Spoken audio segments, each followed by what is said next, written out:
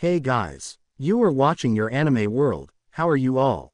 Please support to subscribe this channel for watching new interesting stories. So in this video, we will see second part, what if Deku was the only boy in an all-girls UA.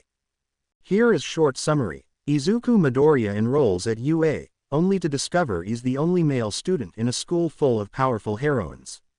How will he navigate hero training, friendships, and unexpected attention in this unique scenario? But before we start, if you want more stuff like this, then be sure to subscribe and like this video. And if possible, share this video with your friends. Now let's start the story. His next opponent is, Izuku checked the monitor with a glance, Todoroki. He shifts his weight as the nerd decides to stay at the rail instead of joining his class and making some predications in his head. Midoriya. He nearly jumped at a voice behind him and he looked behind to see Habuko with a medium cup in her hand. Your surgery's done already. Why yeah, recovery girl was very thoroughly. He smiled shakily. Thoroughly. Habuko glanced at his appearance. You have a lot of bandages and casts on you. Shouldn't she just take care of everything? Well, she said that she wouldn't heal me CCC completely to teach me a lesson so I don't have to abuse my strength. Izuku laughed sheepishly. I see. The snake girl hummed before she gestured at the front row. You're gonna join us? No, I want to wait up here first. He shook his head as Iida and Shoko appeared on the stage. I'll join later. Okay. Habuko moved up next to him as they watched the field before she realized that the boy was slightly relaxed when she stand at his side, and the snake girl realized that the boy was holding eye contact with her the whole time during their conversation. She find it odd because most people, besides Suyu and her family, avoid looking at her face, due to her quirk and her snake appearance. And he don't even look scared. She glanced at him from the corner of her eyes. Speaking of which, he was like that on the first week when Suyu introduced me to him. It makes her a little curious about him. Iida is unable to move. Present Mike announced and she turned back to the stage with a rapid blink. What did she just missed? Todoroki advances from the semi-finals without showing us her flames once. Iida. Izuku winced at the sight of his male friend screaming out in furious within the case of ice before he pushed himself off the rail carefully with a soft groan as he turned to Habuko. We better get to our seats before the next match. Yeah, Habuko replied as they head down to their aisle and take their respectively seats. By the time they reached their seat, the match between Bakugo and Tokiyami had begun. Deku, you made it. Ochako immediately spot him. Everyone turned their heads after hearing her and some looked concerned at his appearance. You look a lot better than before. Izuku was about to say something but Present Mike's voice cut him off. She got behind him. They turned back to the match to see Katsuki thrust her palms out together before they explode in a bright light, a new move she have developed. Then everything was covered with smoke. There's too much smoke. What's happening? The smoke clear up to reveal the girl standing over Tokiyami, holding him down by beak, and she threat him with a rapid blasts of explosive in other hand. I give up. Tokiyami gritted his teeth. Tokiyami surrenders. Midnight announced. Bakugo wins.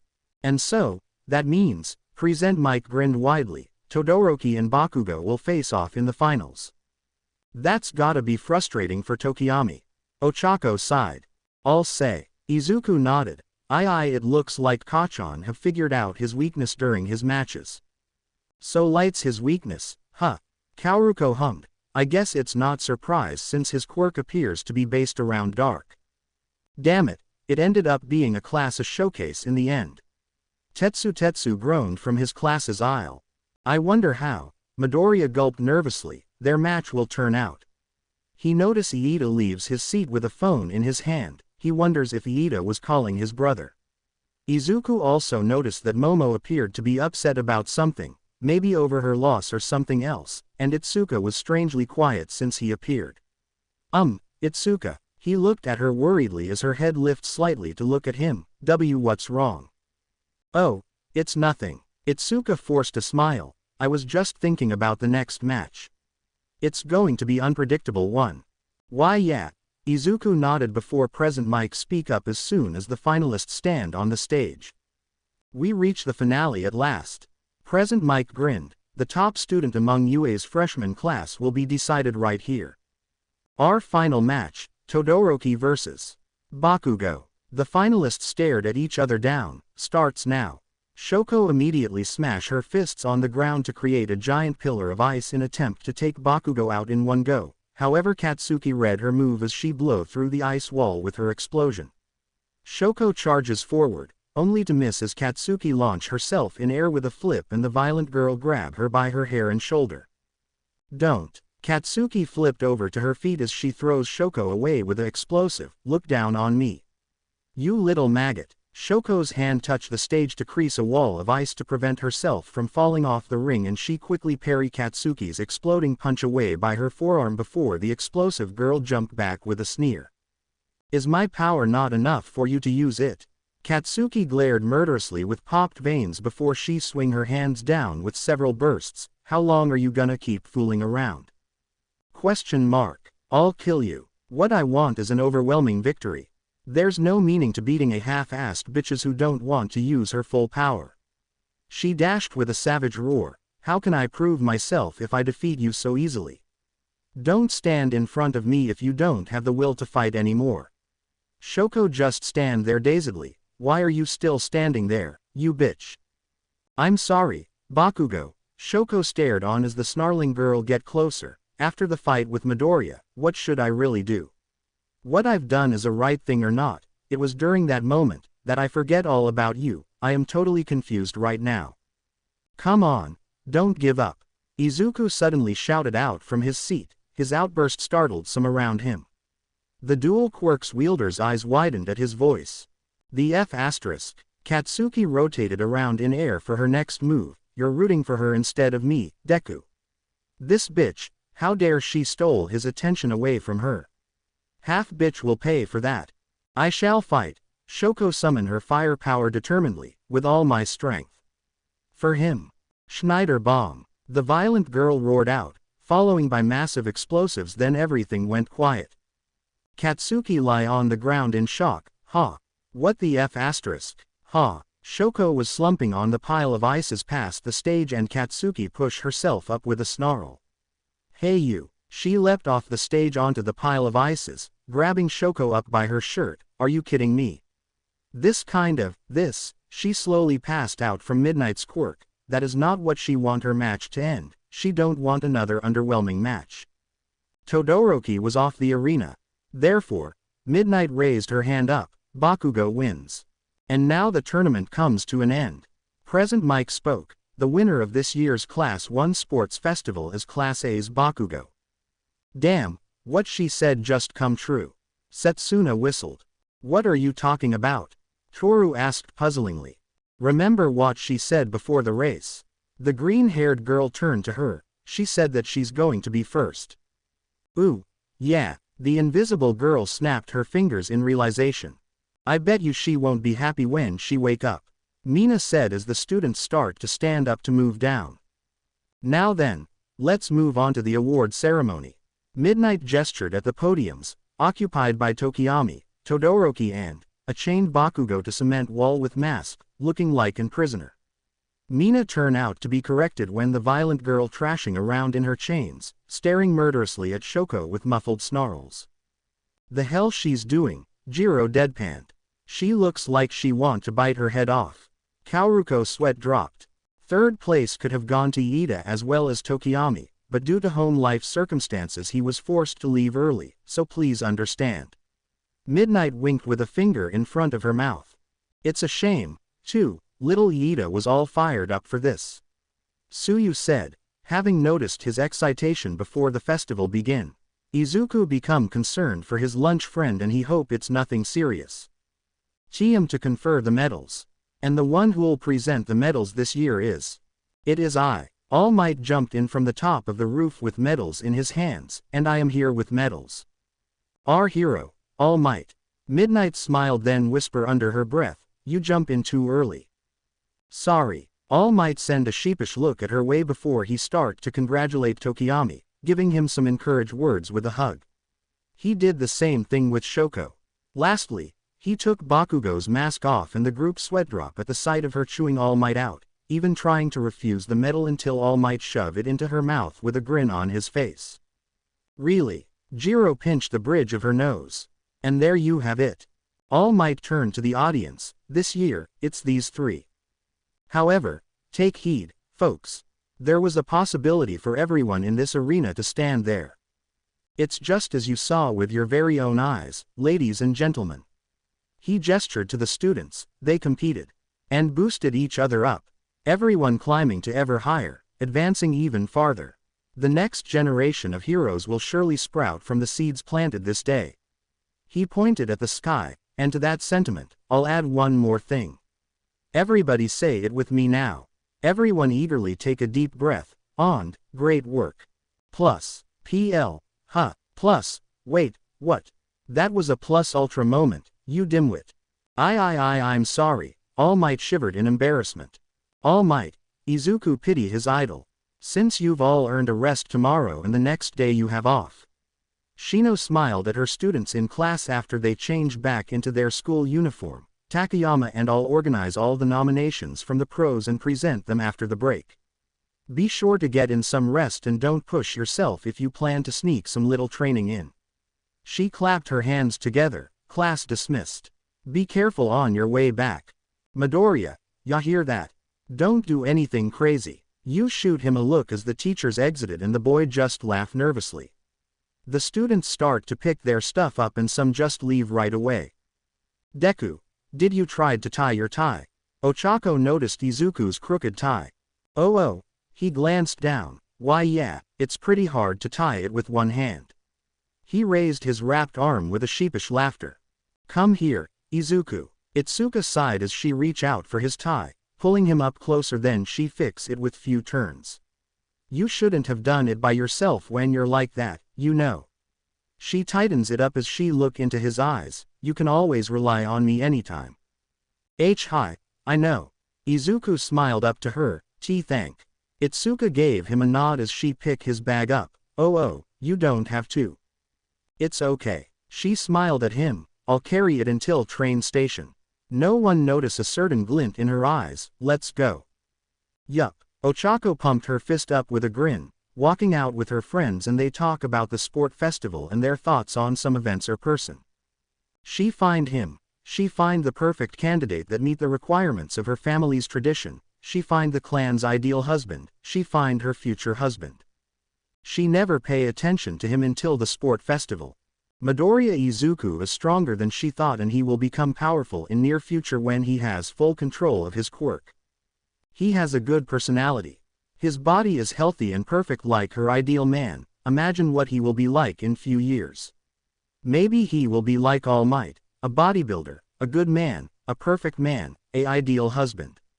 It's a shame that he don't have the whole package yet. He's not this rugged, not tough, and few other things but she don't mind it and that's okay because he will become like that, due to the heroic career and he'll get some scars.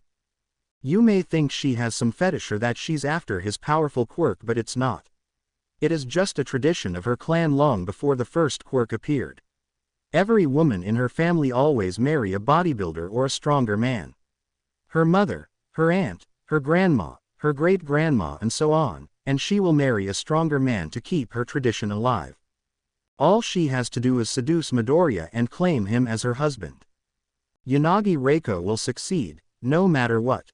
I'll ask Aunt Oboro for tips and advices when I get home. Reiko slowly paced back to her home.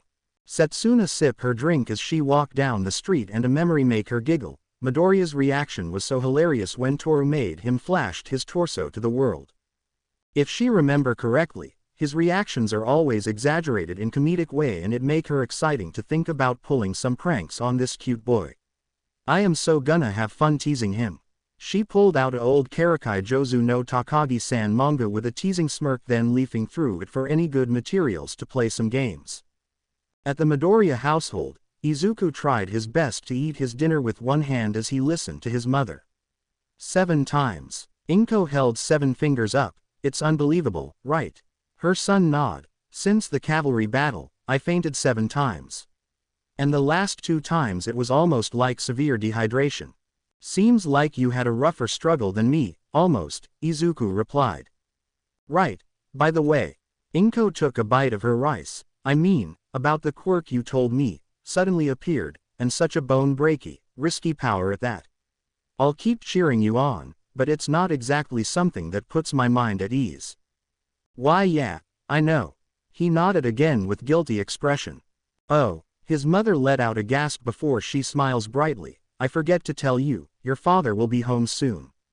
His job just ended early than expected, so he will catch the first flight back home. Really? Izuku's eyes lit up. Did he say which day he'll come back? The front door swing open with a loud slam, following by a shout. Son, why were you wearing this kind of cheering uniform? What have they done to my little cinnamon bun? Darling, you're home. Inko dashed to greet her husband, and their son just blushed heavily, courtesy of his father's reminder. Excuse me, Smentos. The said hero looks up from grading paper to Shino as the teachers perform their tasks in office. His desk was in front of her desk. Can I ask you something? Yes, you may. Smentos nodded. What is it? I noticed that we have a Parents' Day few days after the break. Shino looked at the schedule confusingly. Why's that? I mean, isn't it kinda early? It barely has been 1 month since the school started. Oh, it's a little different here. The cement hero said. In UA, we have roughly 5 Parents' Day a year for few reasons. Sometime we discuss the process of their children with their quirks, sometime their grades and other things like their heroic training in different area. This one is just a little, getting to know the parents and a tour around the campus, plus a short discussion on a student's training, how far they have take a grasp on their quirk, and their grades in some subjects. Ah, I see. The telepath heroine nodded in understanding. Thank. Smentos nodded back with a smile before he resumed his grading, and Shino looked at her schedule again. She wonder what kind of parents she will meet on this day. I'm already tired and it's still morning. Izuku sluggishly entered locker hall with Itsuka, shaking remaining water off his umbrella. He just got overwhelmed by all the attention he got on the train to his school. I can relate to that. Itsuka smiled wearily. I was in the female carriage and all the girls were crowding me. She noticed him glancing around for something or someone, looking for Iida. Yeah. Izuku frowned as he put his umbrella away. I'm worried about him after I heard what happened to his brother on the news. He recently found out that Iida's brother encountered the hero killer during his patrol and his condition in the hospital. I think he might take few more days off since his brother is in hospital and have to be with his family at the moment. The martial artist hummed, and he thinks she must be right. They walked together in silence until they reached their classroom, and everyone was chatting about their walking to school. I got so embarrassed. Everybody was staring at me so intently. Toru clenched her hands up to her face. Yeah, me too. Mina pointed at herself. The normies were hitting on me. Kami sighed exhaustedly. Some kept asking me for lines.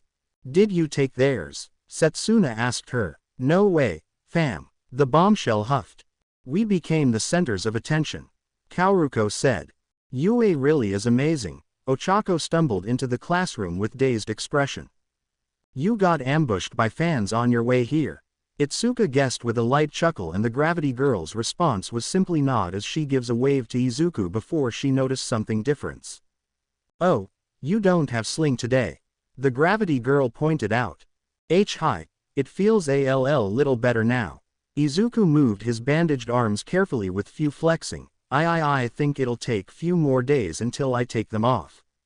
I'm happy you were able to remove your sling. Suyu looked over them. Thank, as. Call me Suyu. The frog girl cut the nerd off. SSS sorry, as, Suyu. Izuku rubbed his head sheepishly. The last student enters the classroom at slow pace. Ah, Yanagi, did something happen on your way here? Toru asked her curiously, wondering if she has similar experience that everyone went through. Some people tried to speak to me but I ignored them. Reiko replied slowly as she put her bag aside on her desk, then she started to stare at Izuku, causing the said boy to fidgeting. Hello. Izuku said meekly, wondering why she is staring at him without saying anything. Good morning, Midoriya, the white-haired girl said slowly as she opened her bag to take a magazine out, then hand it over to him. You are planning to build your muscles up, right? I believe this magazine might help you because it's filled with all info from strictest workout to diet. Oh, thank you, that's nice of you. The hero otaku slowly trail off as he look at the cover of magazine. It's a stereotypical bronze bodybuilder and a colorful title read, Muscle, Be a Bodybuilder. With small texts, surefire methods. Amazing bronze painting. Find the right speedo to pack your package in. He was completely at loss for words. Make sure you follow everything in it. Reiko said, I want you to be like that in few years. With her piece said, she takes her seat. Make him interesting in getting a body of bodybuilder, phase 1 completed. She's strange but nice, I think. Izuku's sweat dropped at the magazine in his hands. He admitted that Reiko is one of few people that he can't read. Morning, everyone. Shino entered the classroom with Yu in tow, causing all her students to take their seats. Today our hero informatics period will be a little special for everyone. Please don't let it be a pop quiz. Mina crossed her fingers. I don't want to do anything physical yet. Kami winced at her sore leg muscle. I wanna make some moves on Izuku. We will create codenames. The homeroom teacher clapped her hands together with a smile. Your hero names.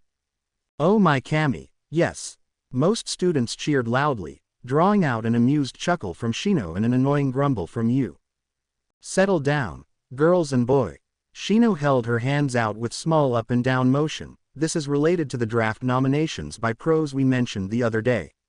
It will build up some experience and your adaptable fighting ability. You won't be judged for nominations until during your sophomore and senior years. It's more like expressions of interest in your future potential. And it's not rare that most interest dried up by graduation or some just dropped under some circumstances. Yu spoke up before she shriveled up at her past memories with quiet mutter. Ing bastards, I went through hard time to find an agency for years. The tally of nomination is as follows. Shino carried on as she turned to write something down on the blackboard whilst the students sweat drop at the muttering pro hero. They don't want to be like this woman. The results are more balanced, but this year, all the attention leaned towards two people. Todoroki come in first place with over 4,000 nominations with Bakugo behind by 1,000. Damn, this many. Setsuna whistled annoyingly. Her name is not on the list, but it's pretty understandable since she didn't get any chances in the sport festival. Though, first and second places are reversed. They must be scared off by the sight of Bakugo in chains. Abara assumed. Pros ain't gonna be scared. Katsuki snarled. Wow. Ochako shook Izuku's shoulders animatedly. You got some nominations. 200s. The nerd was stunned by the amount of his nominations. He thought he will not get any because of his quirk. Regardless of whether or not you received any nominations, we'll be having you all go get some workplace experience. Shino said, while you all have experienced a bit of the world of pros. Some know she was referred to the USJ incident, but I believe experiencing the activities of pros firsthand will prove to be more fruitful training than before. And because of that, we need hero codes. Kashiko raised her hand up and her sensei nod. Things have gotten fun all of a sudden. The Gravity Girl grinned happily.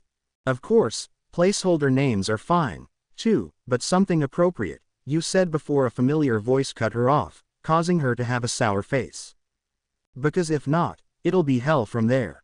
Midnight strolled into the classroom without a warning as she thrust her assets out with few seducing poses. The names you pick now. The names you come to be known by the world as now. In many cases, they stay that way after become pros.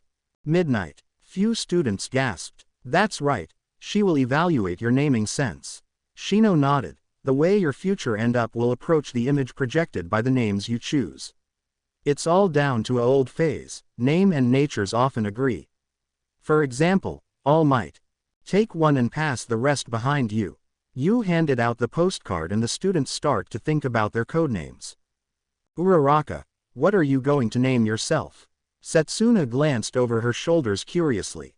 It's a surprise. Ochako grinned. Are you gonna pick Arm Fall Off Woman?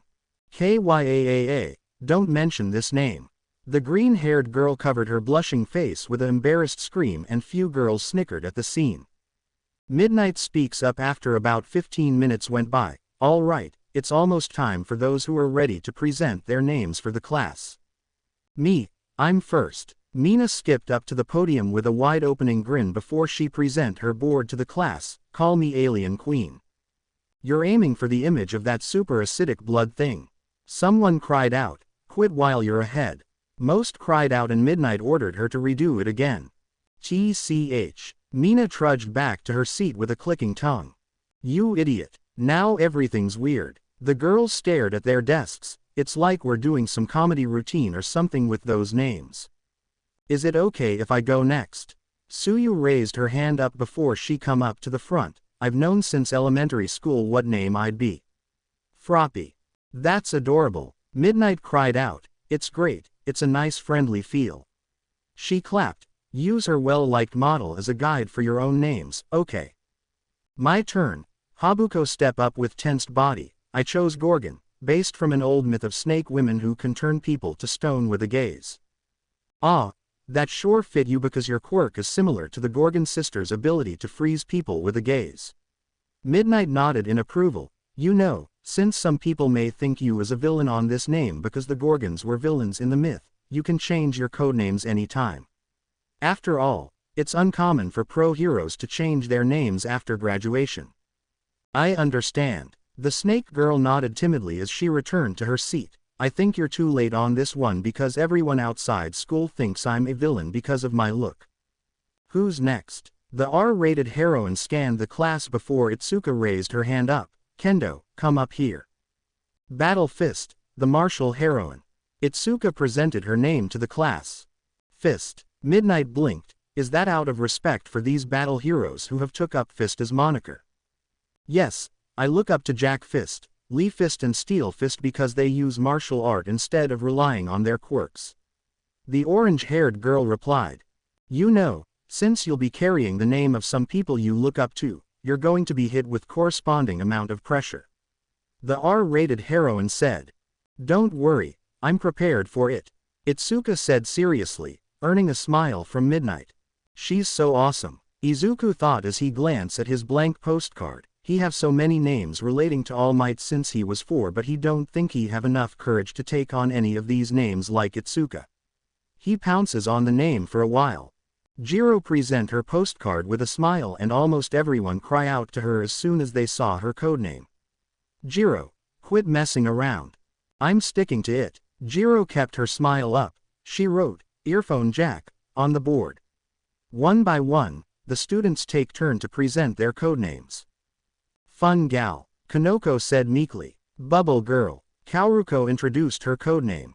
Censor girl, Kashiko pushed her glasses up. Ms. Glamour, Kami winked. Fan girl, Reiko said slowly. Pinky, Mina gritted her teeth. Invisible girl, Toru bounced cheerily. Bicorn, Pony smiled. I shan't bring any shame to this name. Momo held her card up. Kriti. Shoko said flatly. What? Just your name. Midnight blinked. Are you sure? Yep. The dual-haired girl replied. Korapakuru. Yui introduced herself blankly. Repti girl. Setsuna grinned toothily, only to have a tick when she hears someone call her, arm fall off woman. Maria. Abara said. Queen of Explodo kills. Katsuki growled. I think you'd be better off retiring that one. Midnight deadpanned. Why? The explosive girl snarled before the R-rated heroine forced her to return to her seat. Right, as for mine, Ochako walk up with flustered blush, here's what I came up with. Gravity. Oh, snappy, sleek, classy. The R-rated heroine whistled, that went smoother than I thought it would. She looked around, all that's left is Bakugo's revision and Midoriya. The only boy walk up to podium with a nervous gulp as every eyes direct to him before they look at his codename in surprise. Wah, are you sure you're okay with that, Izuku? Itsuka asked from her desk with widened eyes. Why yeah, Izuku nodded firmly. You up until now, I didn't like it at all but a certain somebody changed the meaning of the word for me, and blew my world wide open, I was so happy. Now I'm the Deku whose vibe is never giving up. His cards say Deku. This will be my hero name. Ha, Katsuki loomed over her postcard. Ochako smiled at her friend warmly before she remembered the moment between them in the waiting room, and she dipped her head down to hide her flushed cheeks. What the heck am I thinking about it? After all these years I have been trying to make it positive or tell you to drop it. Itsuka secretly tightened her hand on the hem of her skirt as she glanced between Izuku and Ochako, and it just take one person to change your mind like that. Why her? Baroness of Explodo kills. Katsuki shouted. Rejected. Midnight deadpanned. Why can't you just go with Nitro or Dyna Girl? Someone suggested. No. The violent girl snarled, and in the end, they force her to go with her actual name like Shoko until then. Thank you, Midnight, for your help. Shino smiled at the said heroine before she turned to her class. Please give her your thanks. The students applause for R-rated heroine as she left with a smile and wave. Before the period end, I want to make an announcement. In 3 days, we will host a Parents' Day and the school will call your parents to see if they will come, so please let your parents know in case if we haven't called them yet. As soon as she finished her sentence, the bell rang to end their first period and the teachers left for a little break after you hand out the list of nominations to some students. Crap, Parents' Day. Kami paled. Lame. You don't do well with subjects, huh? Mina teased her with a whisper.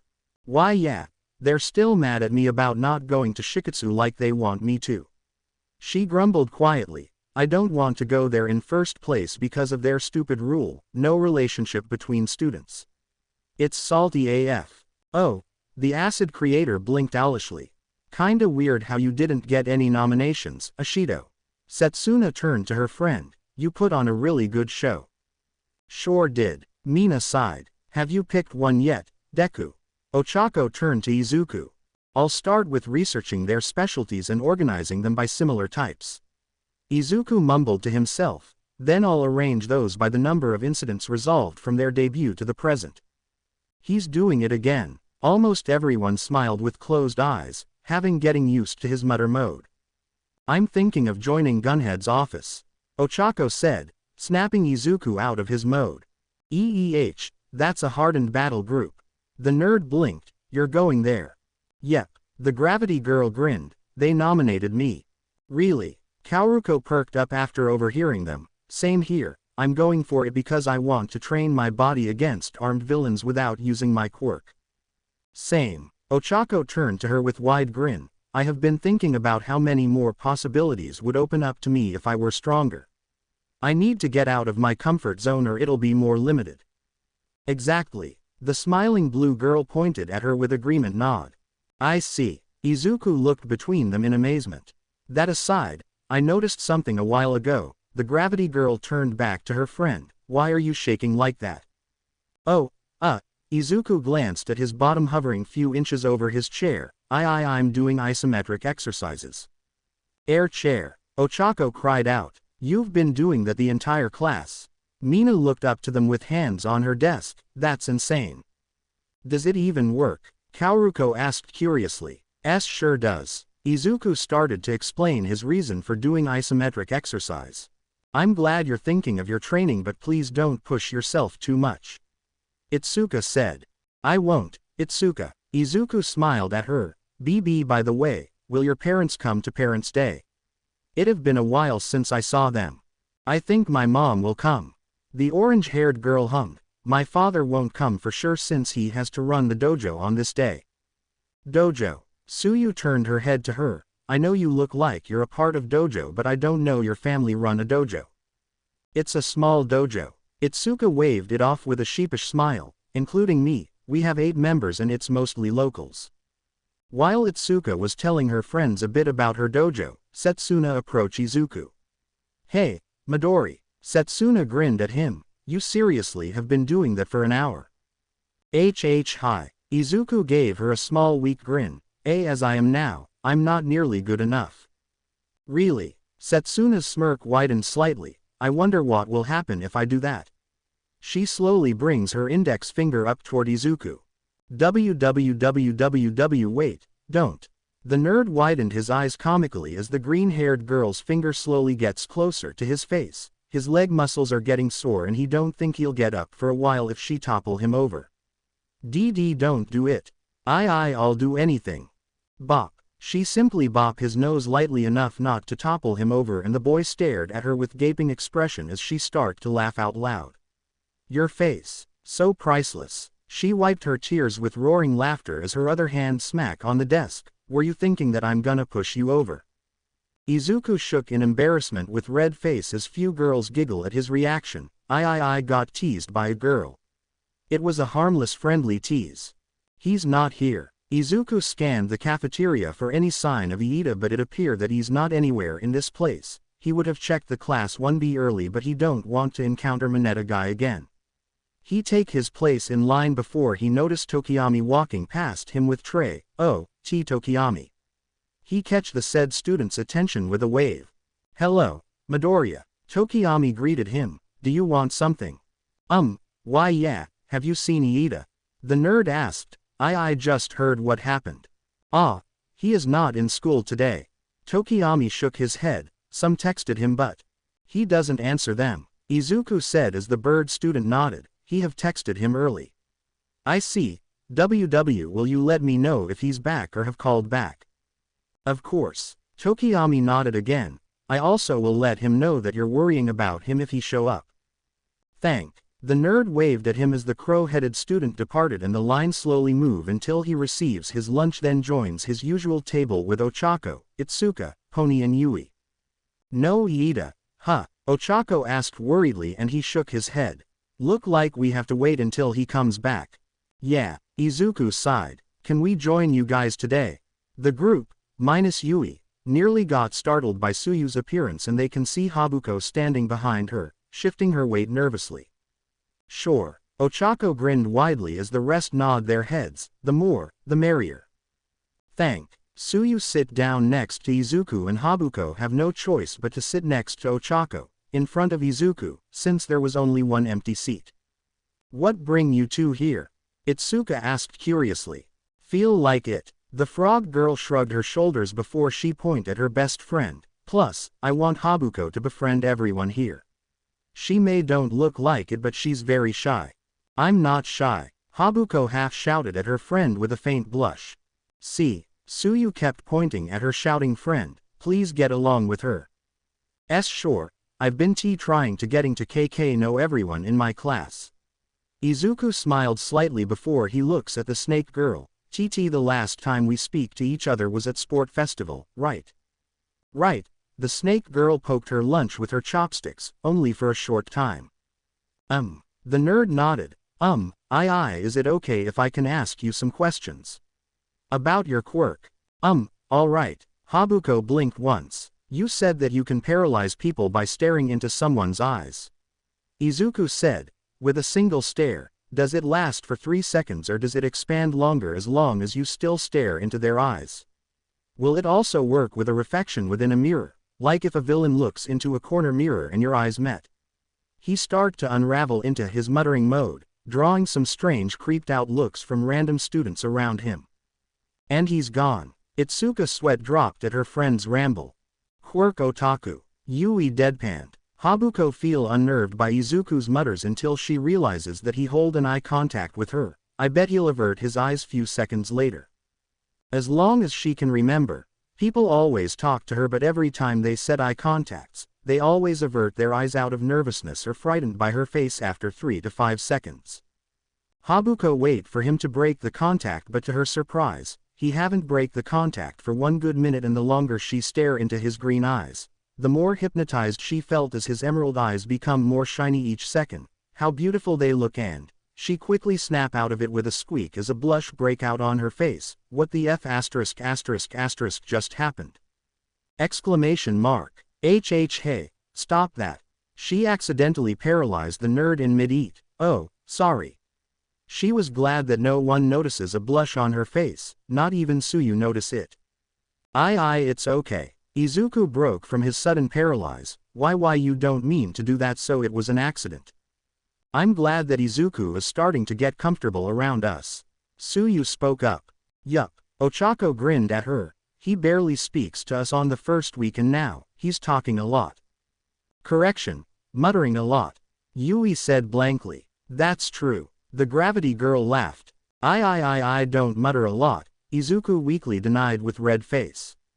Oh, really? Itsuka looked at him with raised eyebrow and teasing smirk, causing his red face to deepen.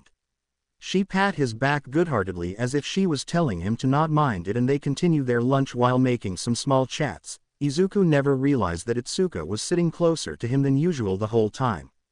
Before the lunch ended, Izuku decided to send a text to his parents about the Parents' Day. The school just ended with the final bell ring and the students was getting ready to leave. Midoriya, we have cleaning duty today, Momo reminded him. Oh, right. Izuku put his backpack back down on the desk before he feels a vibration in his pant and he pull his phone out, checking it. A bright smile breaks out on his face, something that catch some girl's attention. What's up, Izuku? Itsuka asked. Oh, I texted my parent about the Parents' Day. Izuku smiled happily. Your mother's coming. The orange-haired girl smiled. No, she have work on this day but my dad is coming. He bounced excitingly. Why your dad is coming? Itsuka suddenly have a strained smile but Izuku didn't seem to notice her change. I thought he's still in Germany for a while. Oh, I forget to tell you that dad's job just ended early so he came home early few days ago. Izuku smacked his forehead before he smiled. I'm really glad that he's coming this time. Me too. Itsuka laughed shakily. I'm happy for you. What's up with her? Kami leaned closer to Ochako and the gravity girl just shrugged at her. The girls were confusing by their uncharacteristic behavior. I have come in an uncharacteristic pose. All Might suddenly slide in a bow stance, drawing everyone's attentions. What's wrong? Izuku looked at his hero in concern. You seems really nervous. Come out here for a sec. The number one hero beckoned Izuku over. It's about a nomination. See coming. Izuku turned to Momo. Why Yaoyorozu, I'll be right back. Go ahead. Momo waved it off with a nod and the nerd scurried off after his role model. Kendo, you okay? Abara approached Itsuka with concern. It's not like of her to tremble like that. I'm okay. Everything is fine. Itsuka laughed shakily. His father is coming, ha ha ha. It's been a while since he saw his father and I'm happy for him, ha ha ha ha ha ha ha. Kendo. The vine-haired girl slowly back away from her along with some girls and at that moment, Katsuki returned from restroom to grab her stuff before she throw a grumpy scowl at the laughing martial artist. What the F*** is wrong with handy bitch? Katsuki corked her eyebrow annoyingly. I don't know. Mina shrugged her shoulders as the violent girl walked toward the door. She's been like that since Midori mentioned his father coming on Parents' Day. What happened next just shocked them. Katsuki suddenly twirl around with a slip then crash into several desks, scattering them down with crash as her back end up against the front side of the podium. His father's coming. Katsuki went pale as a ghost with widened eyes and heavy sweat beads running down her face non-stop. Deku's father. Bakugo. The pink girl stared down at her confusingly. Why are you scared of? I'm not scared.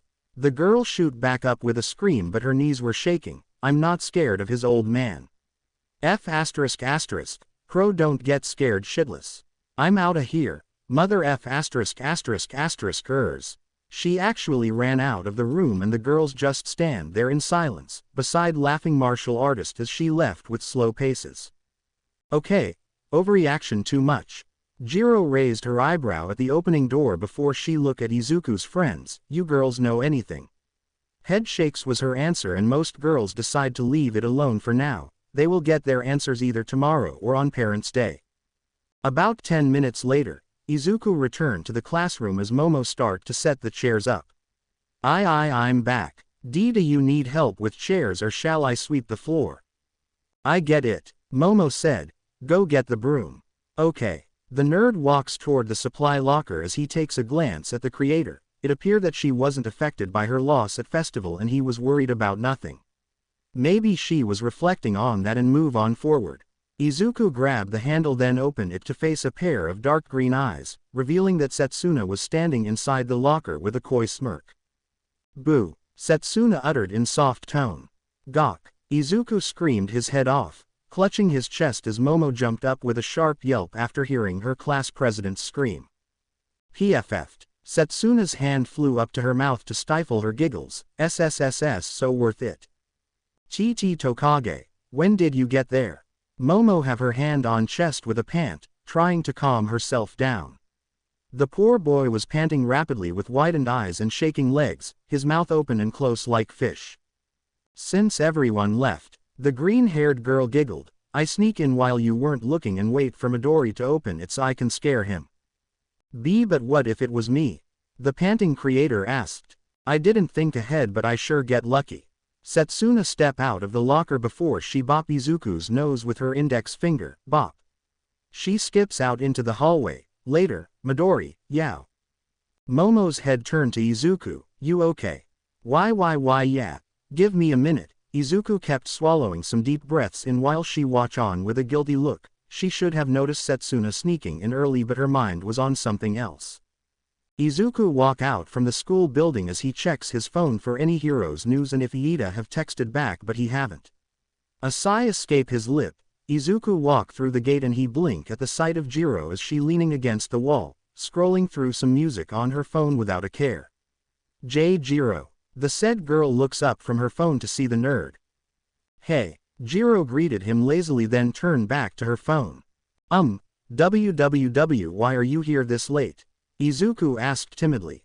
The train that I usually take has been delayed because of a confliction between a hero and villain. She replied, so I'm just sticking around until the next train.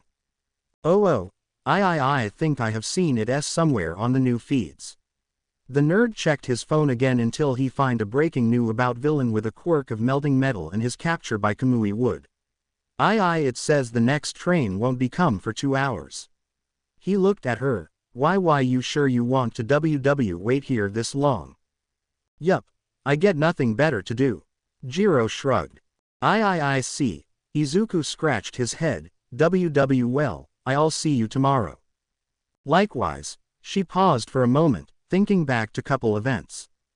She remember how flustered he get when he saw her in cheerleader uniform, and to be honest, she feel a little flattered because it's not like every day for her to be noticed by the boys with her body.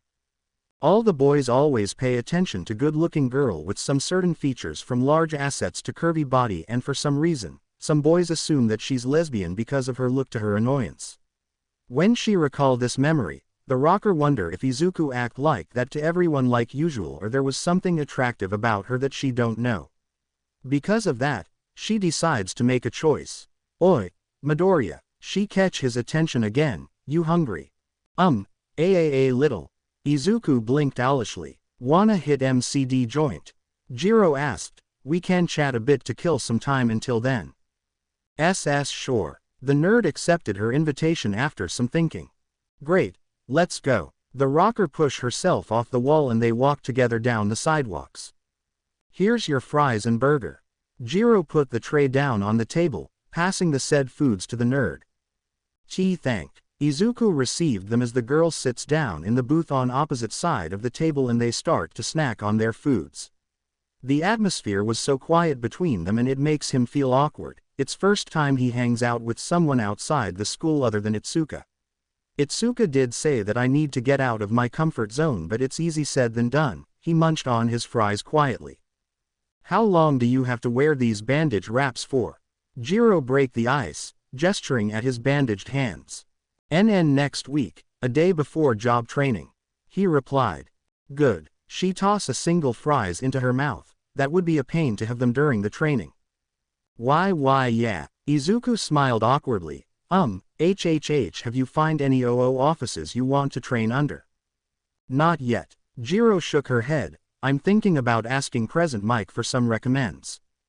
Because of his quirk, right? He asked, earning a nod from her. Yup. I honestly don't know what kind of works I should aim for with my quirk, and Present Mike must know something. She unwrapped her cheeseburger. What about you? I'm going to a office in Yamanashi Prefecture. There's ARR retired hero that can teach me a lot of things. Izuku sipped his milkshake. He used to train All Might when he was in UA. That's cool. Jiro said impressively before she blinked. Wait. Won't that make him an old man past his prime? I mean, there's a chance that he must be senile. I don't think he's senile SS since he made a nomination for me. Izuku said thoughtfully, I think. A small doubt just creeps in before he shakes it off. Whatever you say. She bit her burger and they eat more in silence until she speaks again. Say, do you mind if I ask you some questions? Go ahead. He nodded, chewing some of his burger. Back at the festival, do you remember running into me in cheering uniform? Jiro said, and the blushing nerd choked on his burger before he smacked his chest with fist, coughing, while quickly sip his drink to wash the food down. Are you okay? She winced slightly. Why yeah. Izuku coughed with deep blush. The memories of the cheering uniform come back to him and how he finally break the news to his parent that he was the only boy in his class. They were stunned by that and his mother was exciting for some reasons while his father barely make any reaction after that. Hi, I remember. I want to know why you got all hot and bothered when you saw me. Jiro absent-mindedly twirled the straw around as she stared at him and the nerd squirmed in his seat nervously. Is she upset because I stared at her? Izuku sweated. I'm not mad, just curious. The rocker said to his surprise, how did she know what he was thinking? It's written all over your face. Oh. He rubbed his neck sheepishly, he don't know that he was easy to read. Anyway, I want to know why. Jiro repeated with an eye roll, you get a thing for cheerleader or something like that. The stunned boy blinked owlishly, this I would understand. I mean, I'm not attractive and physically developed like girls in our class, you know. She rests her cheek on left hand, her arm plopped on the table. She feels so insensitive about her body image and it make her lose some confidence lately because of what this imp called her before the USJ incident and how everyone have ogling the other girls instead of her. Compared to everyone else, I get nothing to show off and I'm not stupid enough to know that I'm unattractive, so why did you? That's not true. Izuku cut her off, I honestly think you're pretty. Wah. Jiro gazed up at him with a confused blink and raised eyebrow, say again.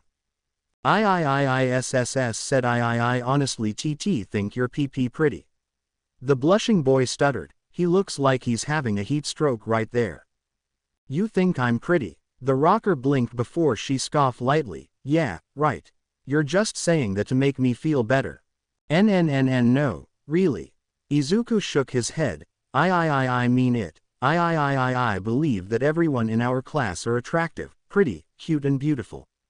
His full blushing body trembled before he realizes that he just admitted to someone, who happened to be his classmate, that he find everyone attractive. I mean, everyone are charmed in their way, not because of their bodies. I like everyone because of their PPP personalities. As friends. He was stammering so badly that he doesn't know what he was saying. I. If you think so, then tell me. Jiro looked into his eyes seriously, what parts of me do you find attractive? And don't say it's personality, that don't count. Do I have to say it? He blushed heavily. What if you think I'm a? I don't want to look like a. Chill, she said, it's a safe zone. No judgment here. Spill it. What is it about me you find charming?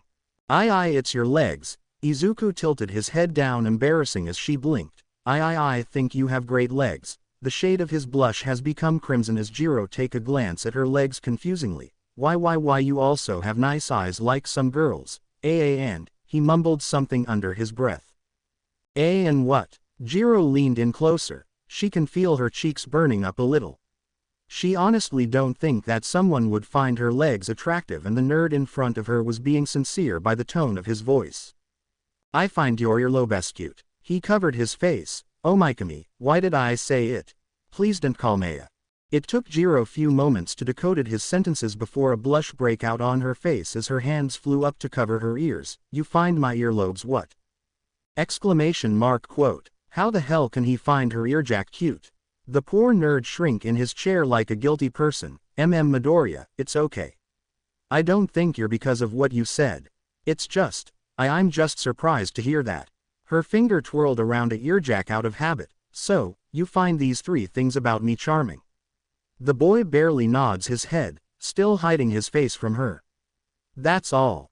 I would say more BBB, but we barely know each other. Izuku peeked through his fingers. SSS, I thought it would be too far if I go on. Alright. The blushing rocker coughed into her fist. He was right about that. She leaned back against the booth chair as she think about his comments. So because of these, he find me pretty. In her whole life, no one, beside her family, has complimented her about them, even if it's strange for him to find her earjack cute. When she thinks back, Jiro realizes something. Hey, you said you think everyone in our class are cute. By everyone, you mean everyone. She emphasized on everyone. Hi, Izuku muttered. Even Mongoose and Hagakure. She have nothing against Habuko since she find a kindred spirit in this snake girl because the boys wouldn't give her a second thought, due to her face, and Hagakure was no-brainer because of her invisibility. No one honestly know what she looked like. Yeah, he blushed. CCC, can we please talk about something else? He felt so uncomfortable sharing something like that to his classmate. What if they start to get a wrong idea about him and starting call him names? What if someone spread rumors again? What would All Might say about that? Wah. Sure. Jiro immediately notices his discomfort and it makes her feel a little guilty for dragging it out of him like that. You into any music? KKK kinda. Izuku slowly bring his hands down as his blush fades away a bit. I like blues and classical B because my grandparent always listens to it every time I visited them. They talk about the music and other topics, mostly on Jiro's part while he listens. Little did they know is that someone was listening into them from the first moment they walk in and they never notice her sitting behind their booth. Midori think I'm cute, huh? Toru sipped her soda quietly, wonder why. She almost giggle out loud when she remember how he act around her when she wear nothing but gloves and boot, despite the fact that he can't see her. Maybe I can try getting his attention. She smirked. Midoriya seems to be a good guy. He's hella hot under these clothes and to make it sweeter, he's so easy to tease. It'll be nice to have a boyfriend who doesn't care about her appearance for once. She wait in her seat until Izuku and Jiro left so she can leave without causing any awkward moments between them. It's not her fault that she end up eavesdropping on them. The next day, Izuku ran into Iida at the entrance this morning and the tall student assured him that he's fine and appreciated Midoriya's concern for his family. Izuku's glad that he was okay, but there was something off about Iida. Maybe he needs some time. The nerd shifted in his seat, copying the whole lesson from the blackboard into his notebook. G27. Izuku pace around in between two bookshelves in school's library as he search for a book for his book report and it take him a while until he locate it. The nerd takes it from the shelf and walk to the counter to check it out, only to nearly run into Kashiko with stack of books. Hello, Midoriya. Kashiko greeted as Izuku quickly catch his balance before her eyes shift to a book in his hands. Is that for your book report? Hi, Sekigai. He replied, A and U. Are those F for your report? He pointed at her stack, 6 books in total. One of them, Kashiko answered, the rest is just for studying guide. I need to work on my English before our next test.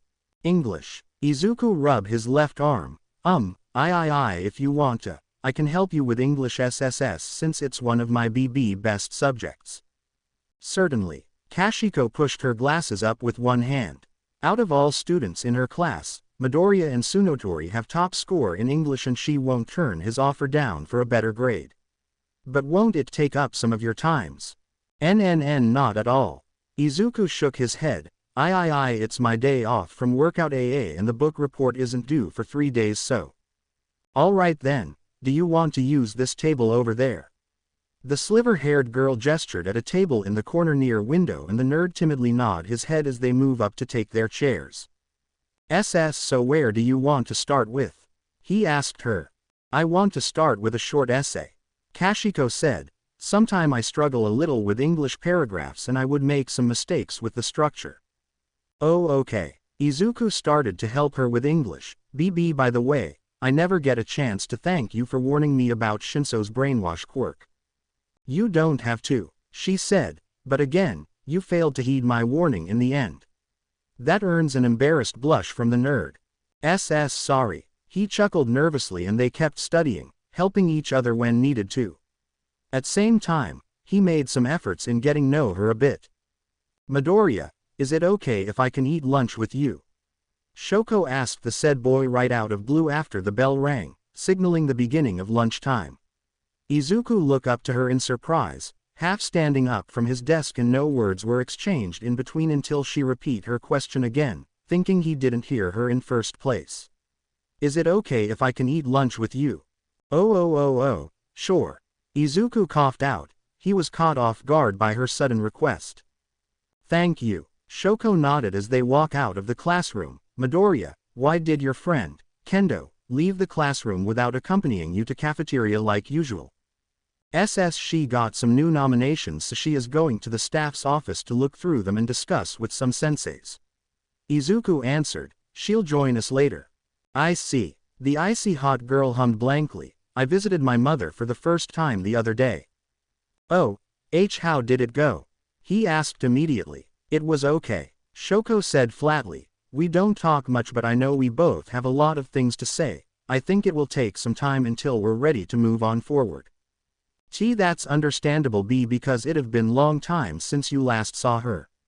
Izuku gave her a small smile. It'll take baby steps until you get there, and I'm happy for you. She uttered, and they entered the cafeteria hall, joining the table. The usual patrons were surprised to see her there, but they welcome her, and the dual-haired girl just ate her lunch in silence as she listens to their conversations. Katsuki brushed her teeth furiously with deadly glare. It's a dreaded day that she wasn't looking forward to. Hurry up, Katsuki. Her mother hollered from downstairs. We gotta go. We have about ing hour left. Katsuki shouted back. Chill your sagging tits down, hag. Watch your ing mouth, you little shit. Mitsuki snarled back. I want to get there early so we can meet your ing friends and their parents. Plus, do you know how long it have been since I saw the Midoriyas? The violent girl blanched. She just remembered that Deku's old man is coming. Hey, have you snagged Izu-chan yet? Her mother asked after few minutes, causing her to choke on her toothpaste. Www what the hag? Katsuki screeched. You don't. Mitsuki groaned in disappointment. Oh come on. What the have you been doing all these years? You need to stop being a bitchy Tsunere and confess your feeling to him instead of bullying and cussing the hell out. I want Izu-chan to be my son-in-law, not Kendo's. Shut the up, you shitty hag. The violent girl roared with deep blush. The toothbrush exploded in her hand. Downstairs, Mitsuki huffed out with hands on her hip before she turned to her husband with annoyed expression. Honestly, I don't know where did she get it from. Beat me, hun. Masaru shrugged his shoulders with a sweat drop. He reminisced his school days that Mitsuki would bully him around like their daughter did to Izuku until she confessed her feeling to him and did everything to make up to him after that. Like mother, like daughter. He took a sip of his coffee. I feel bad for little Izuku since Katsuki tend to get extreme than Mitsuki-chan. It's a miracle that Izuku still see Katsuki as his friend. This boy is way too pure and Masaru will definitely approve of their marriage. He doesn't care if it's too early to think about it. Tsunere/bully wife is the best. Let it be known that Masaru secretly is a masochist. Dad, are you ready? Izuku called from the foyer, slipping his shoes on. Coming. His father's voice called back from the living room. Hold still, darling. Inko tied her husband's tie with a smile. I wish I can go visiting Izu-chan's class instead of work. Me too, hun, me too. A pair of bright orange eyes looks into her green eyes. Lovely, I want to spend all time with you since I'm back. I know. She smiled up at her husband brightly before she released his tie, and done. Thank, hun. Now gimme some sugar. She pecked her husband lovely several times. Hun, not in front of our cinnamon bun. Bun, avert your eyes. Okay, Dad. Izuku turned around with a light laughter. Darling, tell me all about today and let me know if there are any other girls who are interesting in our Izu-chan, beside Katsuki and Itsuka. Inko whispered to her husband with a wide smile. Why yes, her husband muttered with a guttural noise, I am not going to hand my little cinnamon bun over to any girls. No one is good for my little sweet innocent boy. Bye, Izu-chan, Hisashi. Inko waved her hands at them, watched them leaving their apartment. Dad, I can't wait to introduce you to everyone. Izuku bounced on his feet excitingly, you're gonna like them. He also can't wait to introduce his dad to All Might. Me too, I can't wait to meet everyone. Hisashi chuckled at his son's antics as they walked together down the street, and oddly, the people suddenly give father-son pair a wide berth while avert their eyes with heavy sweats. Kami looked around at some adults in her class with a whistle. I definitely can see some resemblances here and there. There were some adults who have some similar features like their daughters, like Habuko and her father who have a head of milk snake. And at same time, I can't see it. Setsuna sweat drop at the sight of Reiko with a petite creepy pale woman with long messy black hair in black dress, looking like a Hex Maniac character, and a 7-foot-tall bald bronze bodybuilder in tight suit, who happened to be her parents. Hello, I am Reiko's father. The bodybuilder posed with a wide grin as he introduced himself to a sweat-dropping priest, Baron Zu. Aye, it's nice to meet you, sir. The priest with short vine hair pushed his glass up shakily. I'm Kira, Abara's father. Nice to meet you. Baranzu flexed his chest with hands behind his head, and the priest slowly backed away from him with strained smile. Shoko, who's that? Mina pointed at a young adult with gray eyes and shoulder-length white hair with some traces of red in plain clothes as she nervously introduced herself to Mina's mother, a pink-skinned woman with fluffy black hair, and she wear a blue jean and dye t-shirt. My sister. Shoko answered flatly, she's technically my guardian. She don't want her father to come and her mother wasn't ready to come out yet. Kendo, your ma is so pretty. Ochako whispered to Itsuka as she watched her parents talking to a petite woman who resembles so much like Itsuka but with shoulder-long hair, and Koriko's mother, who have blue skin like her daughter and wear a business suit. She is. Itsuka smiled wearily, and the gravity girl turned to her with a concerned blink, along with some girls around them. What's wrong, Itsuka? The gravity girl asked. It's just that I still can't get over the fact that Izuku's father is back and he's going to be here. The orange-haired girl placed her hand on forehead with a deep sigh, her shoulders trembling lightly. Should we be worried? Suyu asked. The way you and Bakugo reacted when Izuku mentioned his father is unnatural. It's as if you two have been traumatized by something.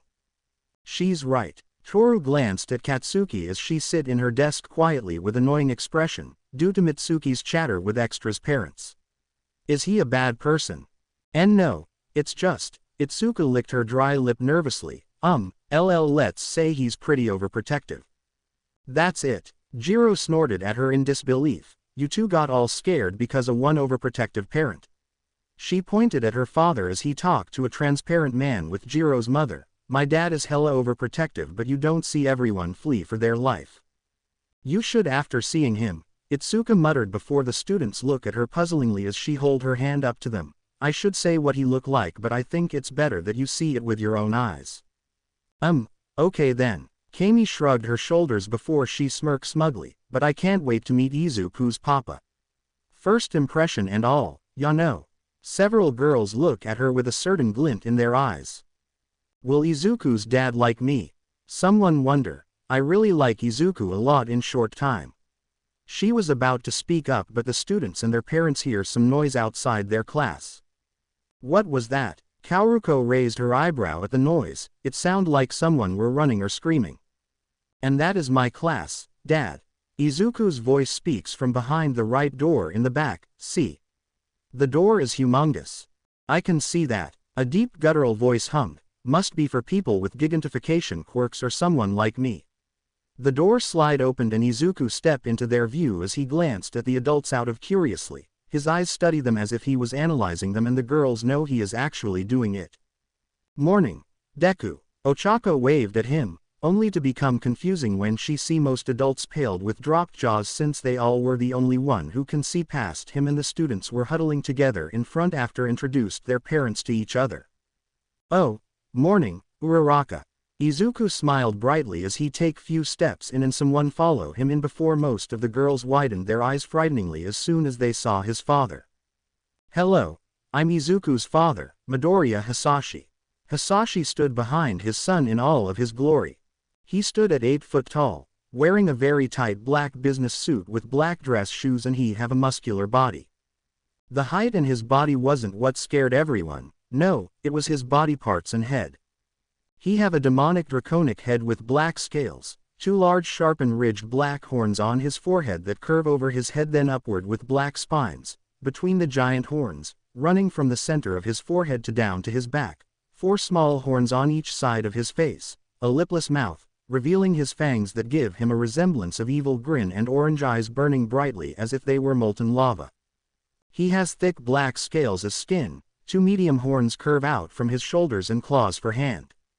He also have dozen scars all over his face, mostly small, but there was 2 large crisscross scars over his right eye and 1 long cut across his left side of mouth. In other words, he looked like a humanoid dragon and would pass off as a criminal boss of Underworld at a glance. It is my pleasure to meet you. He greeted the trembling parents of his son's classmates as a small fire flicked out from his mouth. Slowly, the students turned to Itsuka with widened eyes. That's his father. Everyone thought together in shock. Yup, it's his father. Itsuka kept her head down with steeped hands over her forehead as if she know what they were thinking. Hey, you overgrown lizard. Mitsuki raised her hand high up with a wide grin, causing the adults to look at her in horror as if she has committed a great sin. It has been a while. How's Inko doing? Oh, hello, Mitsuki. Hisashi looked down at her. It has been, and she's doing good, just little disappointed that she can't come today. He cupped his narrowed chin. If you're here, does that mean little Katsuki is here too? Hell yeah. The woman turned to Katsuki. Hey, Kat, say hello to Izu-chan's father. Oh, my. Katsuki turned to them with a cheerful smile as she get up from her desk with hand on her cheek. Hello, Midoriya, it's good to see you again. She curtsied. How was your trip? Very well, I hope.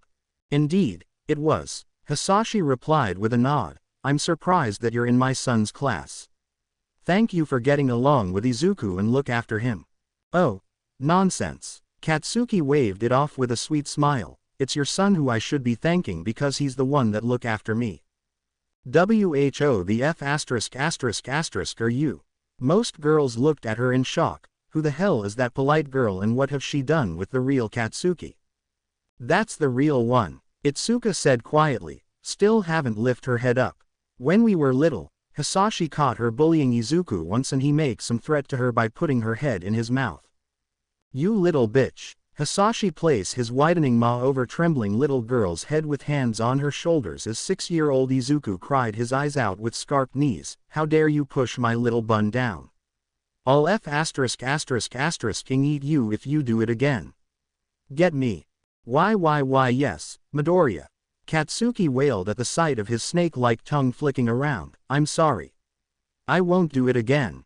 Seriously, everyone stared at them nervously. Kendo, say hello to Hisashi. Katsuki turned to the said girl. Don't hide yourself, you *****ing bitch. Damn it, Bakugo. Itsuka flinched. Oh, Itsuka. Hisashi perked up. You're here too. He glanced back to see a smiling Kendo woman. Ah, I didn't notice you there, Hina. It's okay, Hisashi. Hina waved it off. With your height, I can't blame you. Hello, Midoriya, it's good to see you again. Itsuka smiled up to him, trying her best not to tremble. She remembered the first day she met him. It was a day that she saved Izuku from Bakugo's bullying for the 5th time and they encountered him on their way to Izuku's home. Once he saw Izuku's messy dirty clothes and few cuts, he mistaken her as one of punks that pick on Izuku because of his quirkless, and let's say, she went through a similar experience like Katsuki until Izuku clear up the misunderstanding. Likewise, Hisashi smiled. It looked more devious than before. Thank you for looking after my little cinnamon bun up until now. Of course, he's my best friend after all. She smiled. Dad, you promised not to call me that here. Izuku blushed embarrassingly, nudging his father with a shy smile. Sorry, I forget. Hisashi laughed. It sounds so evil. But I want everyone to know that you're my little cinnamon bun. Dad. Izuku covered his face embarrassingly. You know, He looks scary at first glance but he's not a bad guy. Setsuna released her breath and several girls nodded their heads as the adults start to relaxing after seeing their interactions. Izuku, what's that about cinnamon bun? Kami asked the Midoriya with a teasing smirk. Izuku, Hisashi smiled down at her, it sound like you're pretty close to him. Yup, I am. The attractive bobbed her head bubbly, very close. I see, the draconic man placed his hand on the nearby desk with a smile, you're very close, huh? The table started to cracking under pressure while he kept his sweet smile up, ha ha ha ha, as a friend, right? Some swears that they just saw a demonic mask behind him, Am I right? Yes, Kami stared at cracking table bewilderedly. Oh, goody, I was worried there for a moment because I'm not ready to see my little bun grow all up.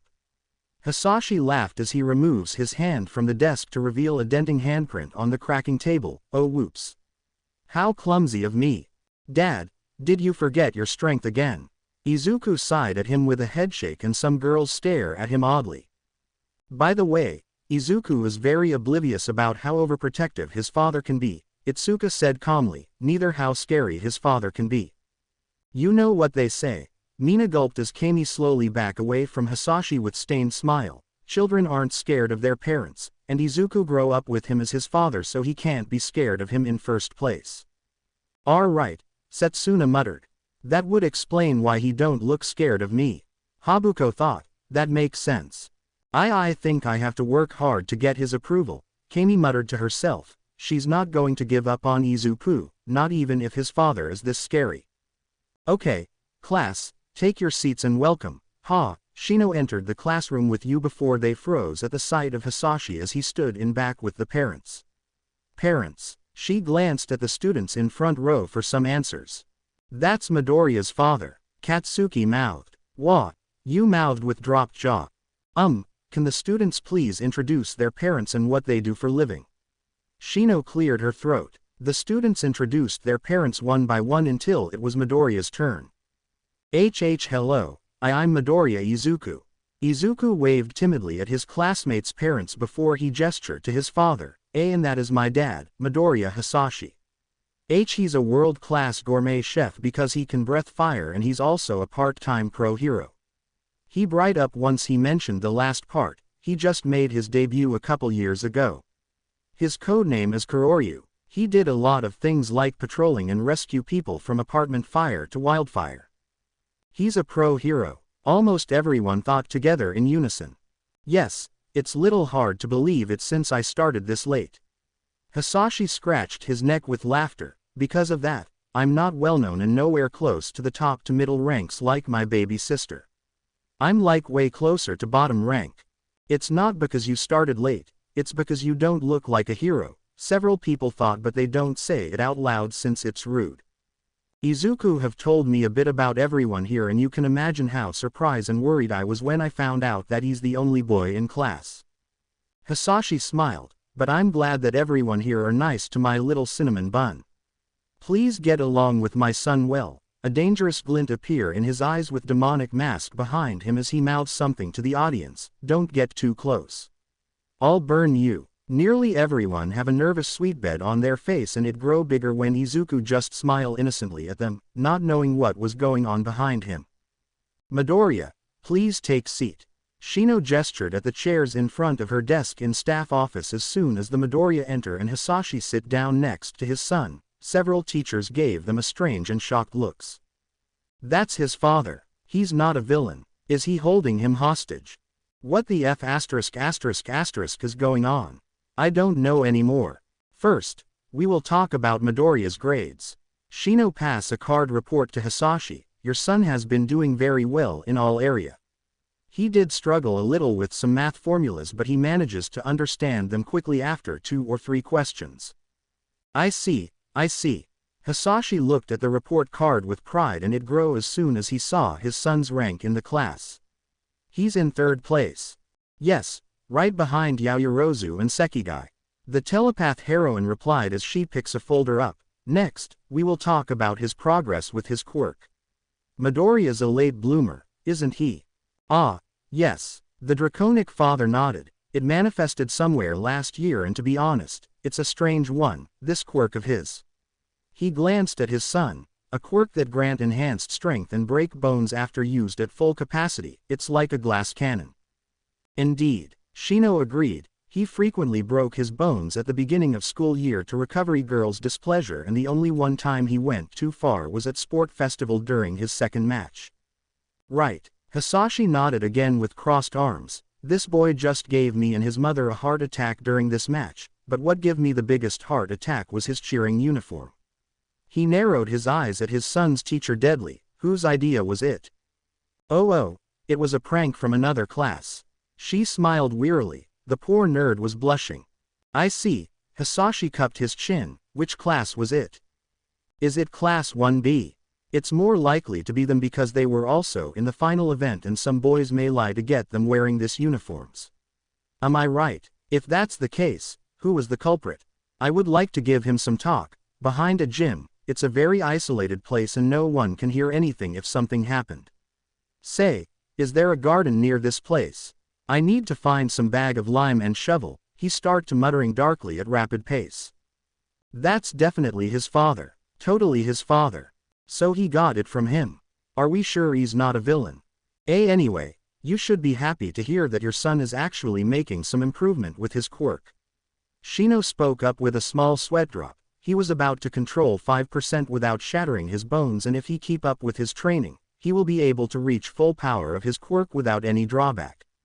However, it fall upon deaf ears because Hisashi was still rambling darkly, so quiet that no one can hear him, and can quietly sneak out of the staff office to warn his students not to mention anything about the cheering prank or the culprits.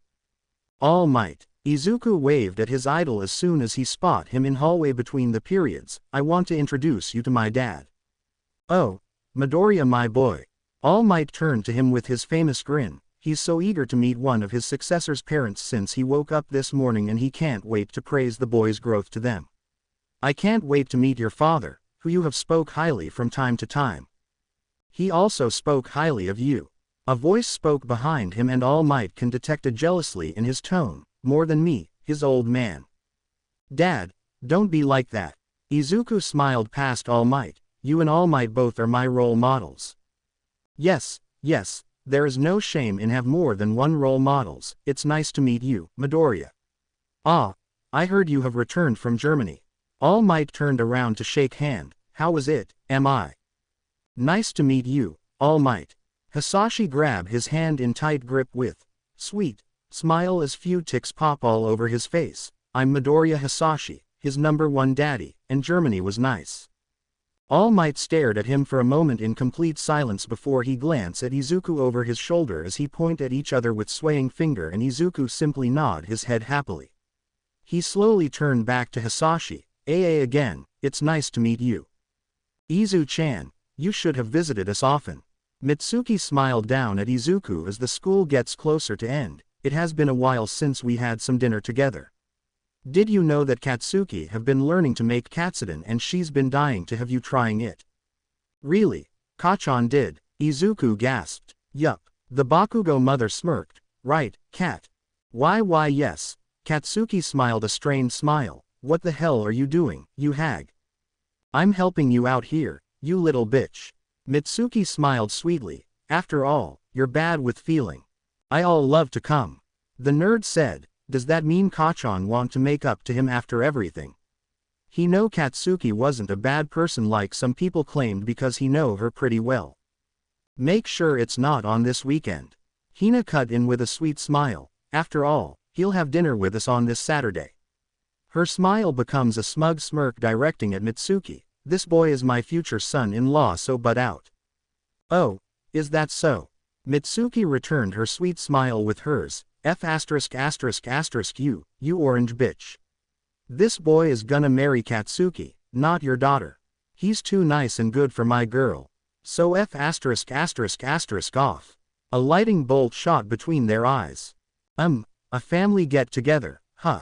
Hisashi hummed. I'll let Inko know and she'll call you to set up a time. Great, make sure you do. Both Mitsuki and Hina said together. Hey, Kendo. Mina tapped Itsuka's shoulder to get her attention. I'm curious, what does Midori's mom look like? Because, she glanced at Midoriya Duo, you know. I have a photo of her somewhere in my album. Itsuka fished her phone out then scrolled through pictures as most girls huddled together out of curiosity. Some believe that Izuku's mother must be really scary, badass or tough person since she's Hisashi's wife. Here it is. She presented them a picture of Inko with Izuku, both smiling. There was complete silence between the group as they stare bewilderedly at a picture of a short plump woman for 2 minutes before they slowly turned to look at Hisashi then at Izuku and back to Itsuka, who just confirmed it with a nod. After this day, everyone would agree that the boy clearly take after his mother because there is absolutely no way they can see any resemble between the father and son. Mina walked through the gate in mourning and her black golden eyes lit up when she spot a familiar back of her classmate. It was none other than Pony. She always wants to chat and hang out with this foreigner for a while because it's not every day you get to meet a foreigner and she's been dying to hear things about America. Yo, Pony, the pink girl called out to the said girl with raised hand and the student turned curiously, wondering who was calling for her until she see her classmate. Good morning, Pony waved back timidly, Ashido. She doesn't know if she said her last name right. Back at you and call me Mina. She gave her a lopsided grin. Wanna walk together? The American girl nodded timidly then they walked together to the building. The parents' day was sure crazy, right? Mina tilted her head at Pony. I mean, Midori's dad is the most scariest guy the first ever met in my whole life. Scary than this guy the first run into during my middle school. She shuddered playfully. I'm really glad that Midori take his cuteness after his mother and nothing from his father. The pink girl tapped her chin. Actually, I wonder if he actually has horns hidden under his hair. That really make her curious because most children always have one or two things from one of their parents. Her unique eyes and horns came from her father while the rest come from her mother. She looks at Pony. Does he? Sorry. Pony fidgeted with her hands. You talk too fast, I don't know. Oh, my bad. Mina scratched her cheek sheepishly. I kinda forget you're new to Japanese. I'll try to go slow this time. The girl nods shyly and the pink girl wonder if Pony is actually shy and timid than she look like. She looks ahead, immediately find Izuku in a small distance. Oh, it's Midori. Izu. Pony zoomed to Izuku to Mina's surprise. Morning. Oh. Good morning, Tsunotori. Izuku replied after startled by his foreigner friend. Have you watched the first episode of new anime I told you about? The horse-themed student makes some exciting gestures with her arms from pumping fist to swinging arms as she tried her best to speak Japanese. I saw it last night, lot of actions. It was, Pony hummed thoughtful, how do you say awesome? Awesome. Izuku answered clearly and slow. Hi, awesome. Pony flicked a thumb up at him with rapid nod, so fast that her face was blurry. Did you watched it? Why yeah, a bit. He replied. I kinda missed the beginning but I saw the rest of it. You like it? She asked. Yes, I do. Izuku nodded. I really like it since it's a superhero anime. Good. Pony suddenly hugged him happily, causing him to blush at the close contact. Let's talk more at lunch. She release him then jog off to their class. I still can't get used to it. The blushing nerd tried to calm himself down until he feel a weight on his left shoulder and he turned his head slightly to see Mina resting her chin on his shoulder. Ashido. He squeaked out. The blush returned tenfold, courtesy of her invading his personal space. Is Pony usually like that? Mina asked. He looked at her puzzlingly before he quickly avert his red face from her. Her face is way too close. I never have seen her like that. Outgoing and exciting. She jerked her head forward. Is she usually like that or is she just timid? Oh. She's actually outgoing, talkative, friendly and nice person. Izuku stuttered. The reason why she's shy is because she doesn't have much knowledge of JJJ Japanese and she feels so out of place. She don't want to say wrong thing or misunderstanding something to avoid offending someone. So that's why you have been tutoring her in Japanese. Mina hummed. Now I think about it, you're also fluent in English. That would explain why Pony act like that around Izuku, because he's the only person in class that can talk to her in her mother tongue, and he always help translating everything to her when their friends chat with them at lunch or in between of periods. I'm not this FFF fluent in English, the nerd muttered, BBB, but yes, I have been helping her with Japanese for a while AAA, and she's getting better at it. That's good because I want to become her friend. She nodded lightly, but I think I kinda come on her too strongly. No, you didn't. Izuku waved his hand. She TT told me the other day that she wants to be your friend. Really? Mina blinked. Why yes. Why you remind her of her best friend in USA and she think you're pretty cool. He said, TT Tsunotori may be very timid around everyone, but she's actually glad that everyone are trying their best to get along with her, and she'll be very happy if she know you want to be her friend too. So I can keep chatting with her until she feels comfortable enough to talk in Japanese. She asked. Why yes, as long you speak a little slow and clear. Izuku nodded. Get it? Mina grinned at him before she studied his nervous expression. It's hard to believe that this cute boy is so shy and nervous wreck after everything he did. This guy comes to school with a crazy powerful quirk that can shatter his limb, and yet, he did so many amazing things in short time. She heard that he shattered his arm to save Ochako during the entrance exam against 0-Point Robot, how he come up with a plan to save Suyu, Kanoko and Bondo and take whole water-themed villains out with teamwork without any injuries, beside his own fingers, and that he throw himself in battle to save All Might from this creepy hand guy, even if it was so reckless and dangerous. She can't believe that he came in first place twice during the sport festival, and he would have won the whole thing if he didn't throw it away to help Shoko accepting her fire side. It was not hard to hear everything if you were sitting at front row. This guy just went beyond his limit to force her to bring her fire side out, and Shoko seems to be little lighter lately after this festival. Mina smiled at him. She bet that he will be somewhere up closer to top 10 if he keep going with his personality and his nature to help everyone out, even if it's a small thing. You're hella cool than you look like, huh?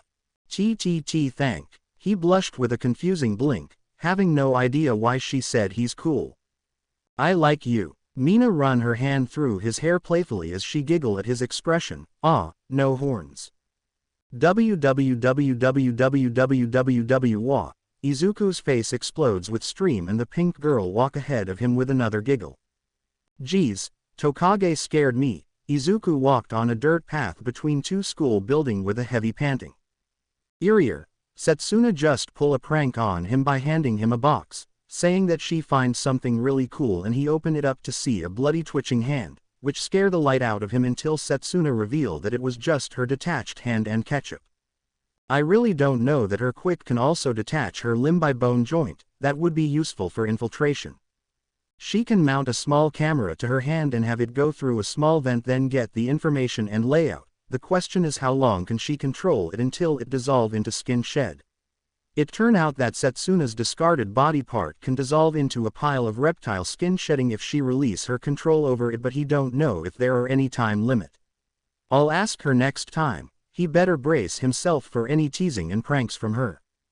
Hello, Midoriya. Gawk. The nerd let out an high-pitched shriek before he pant heavily again on his knees. Then he looked up to see Abara with a watering can.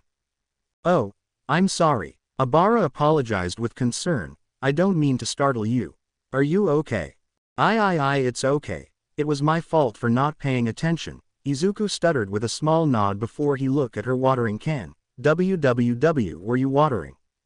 Not yet. The vine-haired girl shook her head as she pointed to a small flower garden behind the nerd. I was on my way to watering them until I saw you. Oh. The nerd moved to let her walk past. Did someone ask you to water them, or? Yes, the president of my gardening club asked me to water them, since a third-year student that was supposed to water them today is out of town for his hero training. Abara replied as she gave the flowers some waters. I don't know you're in a gardening club. Izuku blinked. There are clubs here, but they were optional, and he does not know if anyone from his class have joined any clubs so far. When did you join? Not long ago. She thinks deeply. About a week ago, I think. The vine-haired girl checks every flower to make sure that they were watered properly. I didn't know that you have gardening club until I met one of the members who were looking for people to join. Ah, and you joined because it's your favorite hobby. The nerd nodded. Oh, you remember. Abara smiled. Why yes. You mentioned it on the first day. Izuku rubbed his neck embarrassingly. He still can't get over his introduction yet. What make you get into it? My mom. She said as she twirled her necklace. When I was little, we always plant many things around the church and I always loved to watch them sprout from seeds into something beautiful or see flowers blooming. My mom does too. Gee, that sound nice, he replied until he realizes something as he turned to her, church. Speaking of which, he just remembered that her father was dressing up like a priest and he mentioned that he was a priest and salaryman. His green eyes glance at her necklace. It was a gold cross and he wonders what it was. Oh, I haven't mentioned that before. Abara said, my father is a priest and he run a small church with my mom. It's a Catholic Christian church. Christian, isn't that one of few old small religions? Izuku raised his eyebrow with surprised expression. When the quirks first show up, many religions have condemned them under the influence of prejudiced people and stunned first few generation of quirk users. As the time went by and many people gained quirks, some religions immediately changed their tune by encountering people to accept the quirkers while some religions kept condemning and there were some religions that did both. Because of that, many religions have died out from lack of believers and very few survived up to 22xx, at same time some new religions and cults have erupted at some points. Yes, Abara nodded, it's small with just about 20 locals. My parents are stronger supporter of this old religion. Ah, I don't know you're religious. Izuku hummed. Does it bother you? She asked. What? He blinked at her. No, it don't, why? People usually feel bothered and distance themselves when I mention my religion. Abara replied with a shrug, it's pretty understandable because of what people went through in the early day of quirk and what the history have talked about these religions. You might hear that the believers tend to attempt convert people to their religion and there are a lot of bad history around each religions. The nerd nodded, because of that, most people avoid me and my family. I'm sorry to hear about that, Izuku frowned. It's okay. Abara replied, it did bother me at first but I got used to it after a while and truly. I'm not very religious like my parents. Do I believe in Christ? Yes, but at same time, I believe in many different religions because I personally believe that everyone have right to believe in their own faith or not and that acceptable is the key. I follow some of his teachings and some that I don't. I do not judge people on whatever they come from, what they believe in or their preferences. I see. The nerd glanced at her. So in other words, you're Catholic but at same time, you're omniist. Yes. Abara nodded with a gentle smile, you're right. Everything was quiet between them for few moments until she spoke up. Anyway, would you like to help me with watering? There are few more places to watering. Sure, I would like to. Izuku nodded and they share few small chats as he help her watering some plants around the school. He kinda find it somewhere relaxing and he can see why she loved gardening. That should be everything, Kaoruko said to herself as she stepped out from grocery store with 2 plastic bags while checking the shopping list and she start to walking. When I get home, I have to review few things for exam tomorrow then. A messy bush-colored hair comes into her sight as she turn around the corner and her eyebrow arch up. As that, Midoriya. Huh, the person turned his head to her, revealing to be Izuku and his head yanked back out of shock. Awada. The blue girl notices a plastic bag in his right hand as the nerd glance at her attire. She wear a capri jean with black t-shirt. Doing some shopping, she glanced at his bag. I'm just running some errand for my parent. Izuku lift his bag. Dad forgets to buy us some spices so. Same here, just some groceries for my ma. Kaoruko gestured at her bags then she looked at him. I'm kinda surprised to run into you here.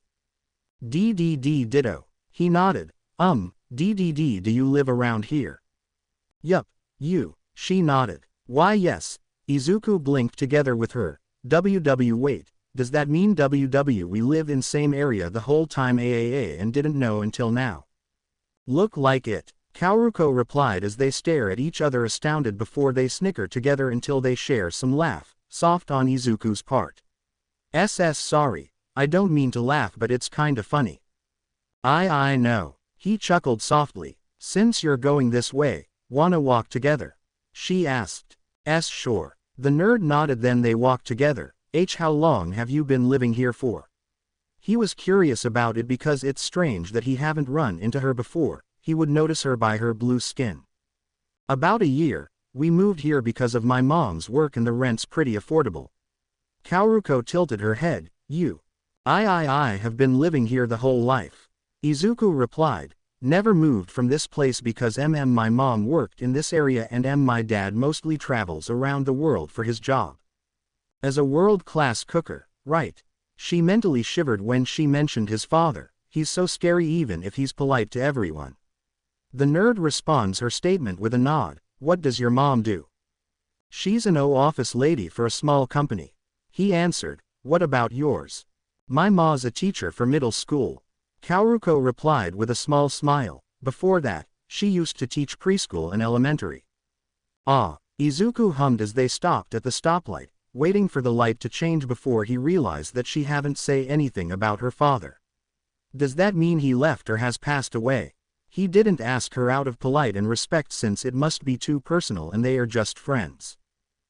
Speaking of school, are you ready for science test tomorrow? I'm going to do some reviews when I get home. Kaoruko nodded. What ab? Hey, isn't this creepy loser Deku? She saw him flinching and they turned their heads to see a group of teenagers, 3 girls and 2 boys. The person who just spoke was a tall Gyaru with rainbow hair. You know, the one who mutter a lot and always eat by himself. Oh, shit, a chubby boy with bug eyes laughed. Yeah, this quirkless loser. Actually, Deku has a quirk.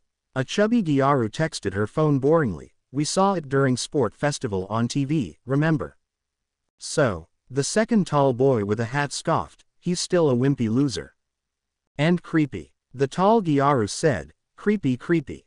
Hey, loser Deku. The chubby boy hollered as they get closer to them. Still stalking people with your creepy notebooks. Know him, he still does. The third slim girl inputted. Earn few snickers from some of her friends and Izuku shuffle around as he rubbed his neck sheepishly, not sure what to do in this situation. You know them. Kaoruko glanced at Izuku. They went to same middle school. AA and WW were CC classmates. Izuku muttered. The way they talk, how he reacted at first. The blue girl glanced between the group and the nerd. Did they used to bullying him? She recalled a tidbit that he's a late bloomer from some casual conversations and the boy was very skittish when the topic come up. If that's the case then it would explain why Izuku have a awkward social skill, seems to be hesitating when some people talk to him and become jittery when all attention are on him because these people bullied him for his quirkness. Hua, Deku, who's that? The chubby boy glanced at Kaoruko as she narrowed her eyes at him. She your girl? No Waaaay. The tall Gyaru shook her head exaggeratedly. No one's that desperate enough to date a creepy loser like Deku. I mean, like, he's scrawny and plain, big spineless nerd, muttering a lot and go on and on about heroes and quirks like an otaku. She went on and on for a few minutes and Kaoruko noticed that it was starting to get to Izuku when he tried to make himself smaller. She don't like how they treat him like that when they don't know much about him and without thinking, she grabbed Izuku's hand as she opened her mouth. Yes, I'm his girlfriend. Kaoruko halted their insulting conversations as the nerd dropped his jaw with red face, staring at their entwined hands. Come on, Izuku. Wait. The tall boy stared at them with widened eyes while his friends were stunned by her statement. Seriously? You're dating that, he gestured at Izuku, wimpy nerd. His thumb jabbed at the tall Gyaru. Didn't you hear her blabbing about him? Like. Yup. So what? The blue girl frowned at them. I like him the way he is. The stunned group kept staring. And let me ask you something, do you know anything about him? Like personal info. That he's a hard worker, putting all his efforts into studying and training to control his quirk. How he always go out of his way to help people around him, despite the risks.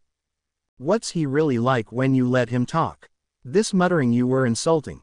Do you know that he was actually analyzing everything down to detail and come up with many theories and hypotheses that may help people learn more about their own quirks, and it's adaptable. I can go on, but do you know what I'm asking? Do you know anything about him? Well, the group looked sheepish before she snorted at them in disappointment. Guess not. If you ever see us again, don't bother to come and talk to us ever. She turned to Izuku with a bright smile. Come on, Izuku, let's go. I promise you some mean curry and a cuddle time. She dragged the blushing, stuttering nerd across the street away from the stunned group. Dude, Deku get a girlfriend. The chubby boy gaped. Good for him, the chubby Gyaru said boringly, preferring her phone. I like her. She stood up for him, and she's right, you know. No one here know a single thing about him, aside that you guys used to pick on him. But, the tall boy muttered, it's Deku. No chick is crazy for high. No, the tall Gyaru suddenly wailed to the boys and one girl's shock, he's taken. Why? What the F*** is wrong with you? The slim girl asked. What, you don't know? The chubby girl drawled, she has a thing for him since first year of middle school. The group stared at her in shock, she like her men plain and submissive. With Kaoruko and Izuku, the teenagers were walking few blocks away from the group, and the blue girl turned to him. You okay? She wasn't sure if running into his former bullies can trigger something. I am, thank. Izuku stuttered with red face. But why did you lie back there? I mean, about you being my GGGGGGGGGG. He can't bring himself to say it, his face become tomatoes. Oh, that, Kaoruko gained a dark blue blush, sorry, I wasn't thinking. It was bothering me that they don't think you'll be with someone when they barely know anything about you. She glanced at the puzzling boy, you remember what I said about knowing you? All these stuff, he nodded timidly, we only know each other for almost a month, right? And I immediately can tell that you're a good guy. Anyone will be lucky to have you if they get to know you more. She think thoughtfully, but again, we don't know much about each other, so we should change that right away. Getting know each other on personal level and be a good friend. Why yes, I would like that. The nerd smiled nervously, and thank for your help back there. Why you don't have to do that. But I want to, she replied, you're a good guy and my friend. I'll. Little Izu. A voice draw their attentions, and they look ahead to see a giant man with killer whale. He wear a white suit with pink tie. As that gang Orca, Kaoruko choke on her salvia. Uncle Orca, Izuku gasped as the blue girl choke again. What are you doing here? You uncle. The blue girl shoots him a bewildered look. He's my dad's best friend from high school and my godfather. The nerd explained, I call him Uncle Orca because he's like my uncle. The number 11 hero who got the most votes for looking like and villain is your godfather. Kaoruko stared at the nerd, it's official, she need to get know him more before this boy can surprise her again. I heard that your old man's back in town, so I want to stop by and get some drink with him. Orca said. So you're going to fight him again? Izuku deadpanned before he noticed Kaoruko's confusing look. Back in high school, they used to be delinquents and fought each other often until one went down. 300 to 299, 154 draws in my favor. Orca laughed evilly. But my dad said he won 300 times. Izuku said. Say what? The whale hero growled with a twitching eyebrow. Why, this lizard, I'm gonna ram his head through cement wall. He grumbled darkly before he turned back to the teenagers with a clearing throat. Anyway, what about you? Enjoying a little walk with your girlfriend? Huh. Both teenagers blinked at him confusingly until they realized that they were still holding hands before they quickly released their hold with a deep blush and start to stuttering nonsense. It turned out that Kaoruko forget to let him go and they were holding hands the whole way. That would explain why some people were giggling at us and saying that's youth. Kaoruko blushed heavily. I wasn't awake that you're dating. Gang Orca cupped his chin with a hum. Is it recent? No, it's not what it looked like. Izuku waved his hands as Kaoruko nodded rapidly. What happened was. Oh, a secret relationship. The whale hero nodded. I understand. Don't worry about it. I won't say anything to your folks. He winked. So how did you two meet? How far have you got to make out? Uncle, Izuku cried out. Just kidding, just kidding. He laughed. I know my little Izu isn't this forward. The only far thing you can get to is just key until you did French key. Oh, you did. Oh, was it very juicy? Uncle, you jerk. The nerd ran off with a wail, feeling so embarrassed as the giant man laughed and the whale hero turned to Kaoruko. Sorry about scaring your boyfriend away. He chuckled. BBB, but he's not my. Kaoruko blushed. It's really smart of you to keep your relationship a secret. Orca suddenly becomes serious. Just a little warning, his old man is pretty overprotective when it comes to his little boy and he will kill you if he find out about it. He turns around to follow his godson. You better write a will, just in case if he find out. It's not like that, the blue girl shouted back, but it fall upon deaf ears and she wasn't sure if he was just teasing or not. A sigh escaped her lip. Seriously, it's not like that. It's really crazy that he thought they were a couple and it makes her feel strange. She quickly shook it off her head as she head back to her home, and she get an apology text from Izuku later at night about his godfather and that he ran off without a warning, which she replied back with, no worries. About a week later, Shino stand in a station with her students as she give them a smile. You all have your costumes, right? Goot eat. Mina pat her case while the rest of the girls and one boy hold their own cases. Be sure to mind your manners while you get there. The telepath heroine chuckled lightly. Let's go. I'm looking forward to this. Toru pumped her invisible fist. My ride is this way. Jiro pointed at opposite direction after Momo told her that her exit was other way. Izuku glanced around to see Class B students splitting up and he spotted Iida. Iida, he called out to catch the robot students' attention. Aye, if you need someone to talk to, you can always talk to us. We're friends, after all. Sure. Iida smiled, but it don't reach his eyes and he walk away from him without a word. Hey, where is Iida heading to? Kirishima asked in background. Manuel's office in Hosu. Tokiyami replied. Hosu. Izuku overheard them, filing it away in his head. There was something so familiar about it and he'll look it up for any info on train. It took about 50 minutes to get to Shinkansen and another 20 minutes to reach the destination. Izuku find himself staring at a rundown building before he checked the address on a piece of paper. Well, it matches the address I was given. He nervously walk up to the door, then push it open. I'm here from UA High School. My name is Midoriya Izuku. It's really nice to meet you. He immediately see a body on the floor with red splatter before he scream out. He's dead. I'm alive. A old man suddenly lift his head up. Living dead. Izuku grabbed the closest object, happened to be a large vase, then he throw it at the zombie, with a blood-curdling scream, outbreak.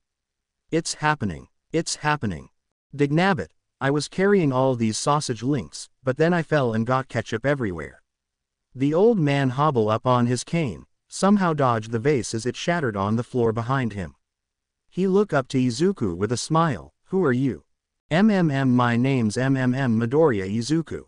The nerd tried to calm his beating heart down, feeling guilty that he just almost attacked an old man even if it was a jump scare. I'm here from UA. What? The old man tilted his head and the boy repeated again. Who are you? He sit down. I wanna eat some food. He look up to him again. Toshinori. No. Izuku gulped. Jiro was right. This man is way too old and he need to make some call. Come at me. The old man suddenly opened the case, one for all. Huh. The nerd turned to him with widened eyes and he will find out why they call him Gran Torino. The first day went smoothly for most aspiring heroes, however there are some students that were displeasured with their chosen offices by the third day of shadowing. Katsuki stared at her reflection in horror, regretting her decision to take up Best Jeanist's nomination. This man somehow forced her to wear a sundress with high-heel shoes, some makeup and her hair have been combed straight down flat with a pink hairclip. Yes, very style. Best Jeanist nod in approval, holding comb and hairspray. How the F*** is this a part of hero? Katsuki stomped her foot down with a snarl, her hair explode. I need a stronger hairspray. The fashionista hero stared at her hair in disdain before he turns to the makeup table. I'm gonna murder him. The fuming girl glared at his back deadly until her phone went off with a vibration and she yanked it out furiously, then glare at the screen. It was a text from Deku, but it only has numbers and letters. Is that ing butt dial? Katsuki scowled deeper. It's unlikely of him to send her a text by accident, and there was something off about it. She bit the inner cheeks. Could she text back to check or just ignore it? If she does former, it's a small step to patch things up with him and get closer. If it's the latter, there will be no change. Katsuki's thumbs hover over the screen before she shove it back down her pocket with grinded teeth. No, she's not gonna ing fooling around like these stupid bitches until she become number one and take Deku back. And no, it's not because she's bad at feeling. How do you feel about Green One? Best Jeanist asked. I do not have ing crush on Deku. She spun around with a snarl, only to stare at wide-eyed hero as he hold a green dress up. Quote, comma, quote, quote, comma, quote, quote, comma, quote. Ah, so you're one of these Tsunere, huh? Best Jeanist hummed as the violent girl blushed at her slip before he claps his hands together. Perfect. I have some fabulous outfits that'll fit you. No. I do not ing wear ing skirt. Shitty ing mother But first, we need to work on this mouth of yours. Did you get a weird text from Midori? Toru asked Kami, both taking a break in office building after a patrol. Oh yeah, Kami nodded. It's all over the chat group. She recently adds everyone to a chat group a day before they're on training jobs, and she somehow managed to add Bakugo, against her colorful protest. It's so hilarious to get a butt dial from Izuku. I thought it's dead like autocorrect. She paused, almost. The girl has seen some share of autocorrect but never a butt dial. A butt dial? The invisible girl tilted her head thoughtfully. You sure it's a butt dial? I mean, it's Midori. Well, the girl checked her phone. I guess so, it's just bunch of random numbers and letters. Toru pauses for few moments before she shrugged. Yeah, definitely a butt dial. They resume their idle chatter. Itsuka watched some people running around the stage, setting things up and adjusting the cameras, and she turned her gaze to Momo as the makeup artists add some powder and makeup to her face. The creator's expression appeared to be dark and dejected as she mumbled under her breath, something about heroes and part of job. She can't blame her for feeling this way because she was also disappointed with her choice. Since they take up Uebami's nomination, all they did was practicing modeling and learn their cues for a commercial, and they both find out that the reason why she chose them was because of their look, not because of their abilities. In other words, that is nothing but a modeling job. At least it's just for few days. Itsuka sighed, but I have to train twice than usual when I get back or I may fall behind. She snapped out of her thought when her phone vibrated with buzz on table, and she was about to reach out for it until someone called for her. Kendo, come here. A makeup artist beckoned her over urgently. It's almost time for your take. Coming. Itsuka retracted her hand away from the phone as she moved to the artist's side, and looking back on this moment, it will be something she'll regret. Izuku gritted his teeth, kneeling on the ground, and his brain kept commanding his body to move, but it won't listen to him. Your power doesn't cut it. A raspy voice caused him to glance up to see Stain, the hero killer, walking past him toward Iida and Native. Izuku was supposed to be on a patrol with Gran Torino until the one of the Numas attacked the subway train, then Gran took off, ordering him to stay behind, and he realized that it was taking place in Hosu before he remembered that Iida was in the town for his shadowing job. He immediately deduced that Iida was after the hero killer and starts to run around, looking for his speedster friend, as his mind quickly analyzing and recalling all info about hero killer's attacks, his victims, and the locations they were found at. He was able to deduce correctly and located Iida, Native, and Stain in a back alley near a hero's office before he jumped in. Izuku attacked him few times and dodged Stain's blades until the hero killer managed to give him a nick, then lick some blood off, which is how he ended up in this situation. You didn't surpass my movements. Stain hissed. From the way I read your moves, you'd plan to slip my line of sight, and bring me down with a surefire hit. Folks who are all talk are a dime a dozen, but, he glanced down at the nerd, with you, there is worth in keeping you alive. He steps closer to down Speedster with a dirty glare as he slowly rise his kanata up. As for these two, not so much. Damn it, Izuku shouted. Stop. Suddenly, a wall of combined fire and ice shoot in front of Stain, causing the villain to leap back. It's one after the other today, Stain scowled. My work keeps getting blocked. Midoriya, for something like this. Izuku forced his head to turn slightly to see Shoko with a cell phone in her hand. You text me more information. Now I'm late. Chi Todoroki. You too, Iida grunted out. Why are you here? Wait. That's, Izuku look at a fire in Shoko's left hand, your left side. Why? Shoko repeated his word, that's my line. It took a few secs to think over what that message meant. She stowed her phone away to prepare herself. All you did was mass send your location pin to all your contacts. Stain attempted to make a move but Shoko prevented that by stomping her right foot down to create a field of ice. You're not the type who'd do something LKE that with no meaning attached. No, with you it must have meant, call for backup, I'm in a pinch. Single quote. Izuku find himself moving, due to ice pillar under him and he noticed that Shoko have also moved the other two with her ice power. Don't worry, in a minute or two, even the pros'll hit the scene. She thrust her left hand forward to launch a fireball at the hero killer, which the said villain dodged with a barrel roll.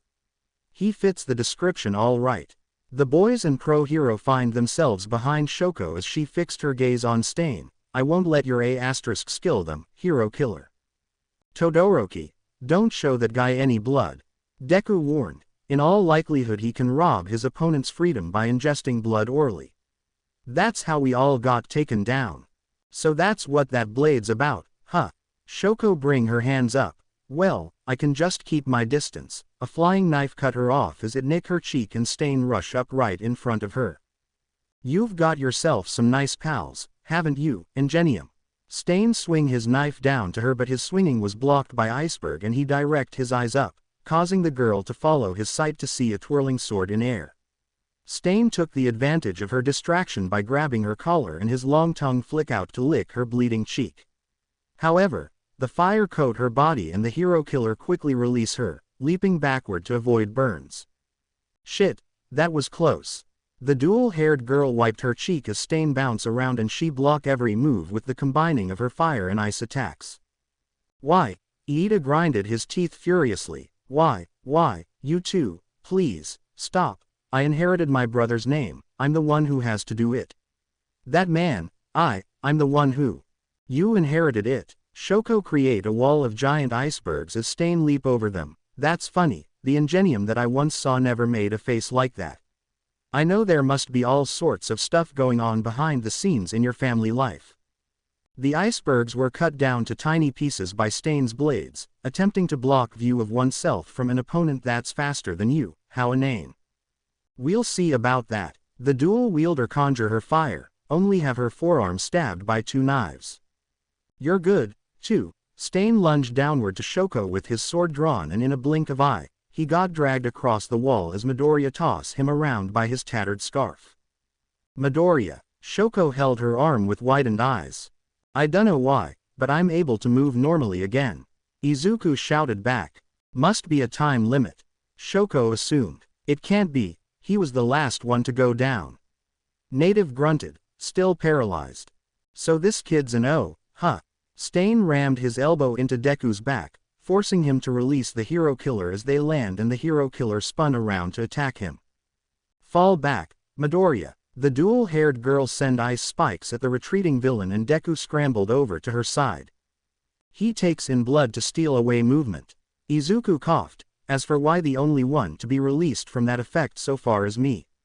I can think of 3 patterns. The more targets there are, the thinner the effect. It has to do with how much blood he's ingested, or maybe, the effect bears differences depending on blood type. B blood type, Native muttered, mine's B. Mine's A, Iida said. Blood type, Stain smirked widely, as the correct answer. We don't gain anything from having figured that out, though, Izuku said to Shoko. I wanna take the two of them and evacuate ASAP, but, Shoko frowned, his reaction times fast enough to be able to evade both ice and fire. He won't give us an opening too. Until the pros arrive, I think avoiding close quarters with him and holding out is the best we can do. Todoroki, you're losing too much blood. Deku glanced at her bleeding arm. I'll draw his attention, so be my logistic support. This be nothing if not touch and go, but, the dual wielder said, you're right. The two of us will protect them. So it's 2 against 1, Stain hissed, not so naive, I see. The heroes leap into action. Izuku take charge while Shoko back him up with long-distance attacks and the dual quirk wielder muse inside her head, how she was saved by Izuku and because of him, she was able to patch things up with her mother after long time. Throughout the battle, she can hear Iida make some pleading as Stain maneuvered around Deku and her attacks, if you want us to stop then stand up. She roared over looming villain, set your eyes on the person you want to be. She launches a large ice icicle at the hero villain and he evade with a sidestep, noticing something else. Fire within the ice, Stain leered, has no one ever told you? He swing his sword past her guard, you focus too much on your quirk, your behavior becomes crude. The blade get closer and Shoko hear a revving engine behind her, following by Stain's annoying click of his tongue before Iida suddenly leap in to kick the blade up in air, breaking it in process. Iida quickly deliver a round kick in midair, pushing the villain back with a flip. He's fast, Stain glared. Iida, Deku cried out in joy. So the effect faded. Shoko panted tiredly. Bastard's quirk ended up being no big deal, surprisingly. For wrapping you two up in something you have nothing to do with, Iida muttered, I truly apologize. Again with that, Izuku grunted out, and that's why I cannot allow you two to spill any more blood. The speedster said, trying to make me think you've had a change of heart is futile. Stain narrowed his eyes at the speedster, a man's true character doesn't change so easily. You are nothing more than a fake who prioritizes his own selfish desires. You are the cancer of society, warping the word, hero, and someone needs to correct that. That's just fundamentalism and anachronistic to boot. Shoko countered, don't pay him any heed, Iida. No, Iida clenched his fist, it's just as he said. I'm not qualified to bear the name of a hero. Nevertheless, I can't afford to fold here. He lifts his head up with determination, for if I were to fold then Ingenium would die. That's out of the question. Stain growled lowly and Shoko immediately launch a giant flaming attack at him, the hero killer leap up in air.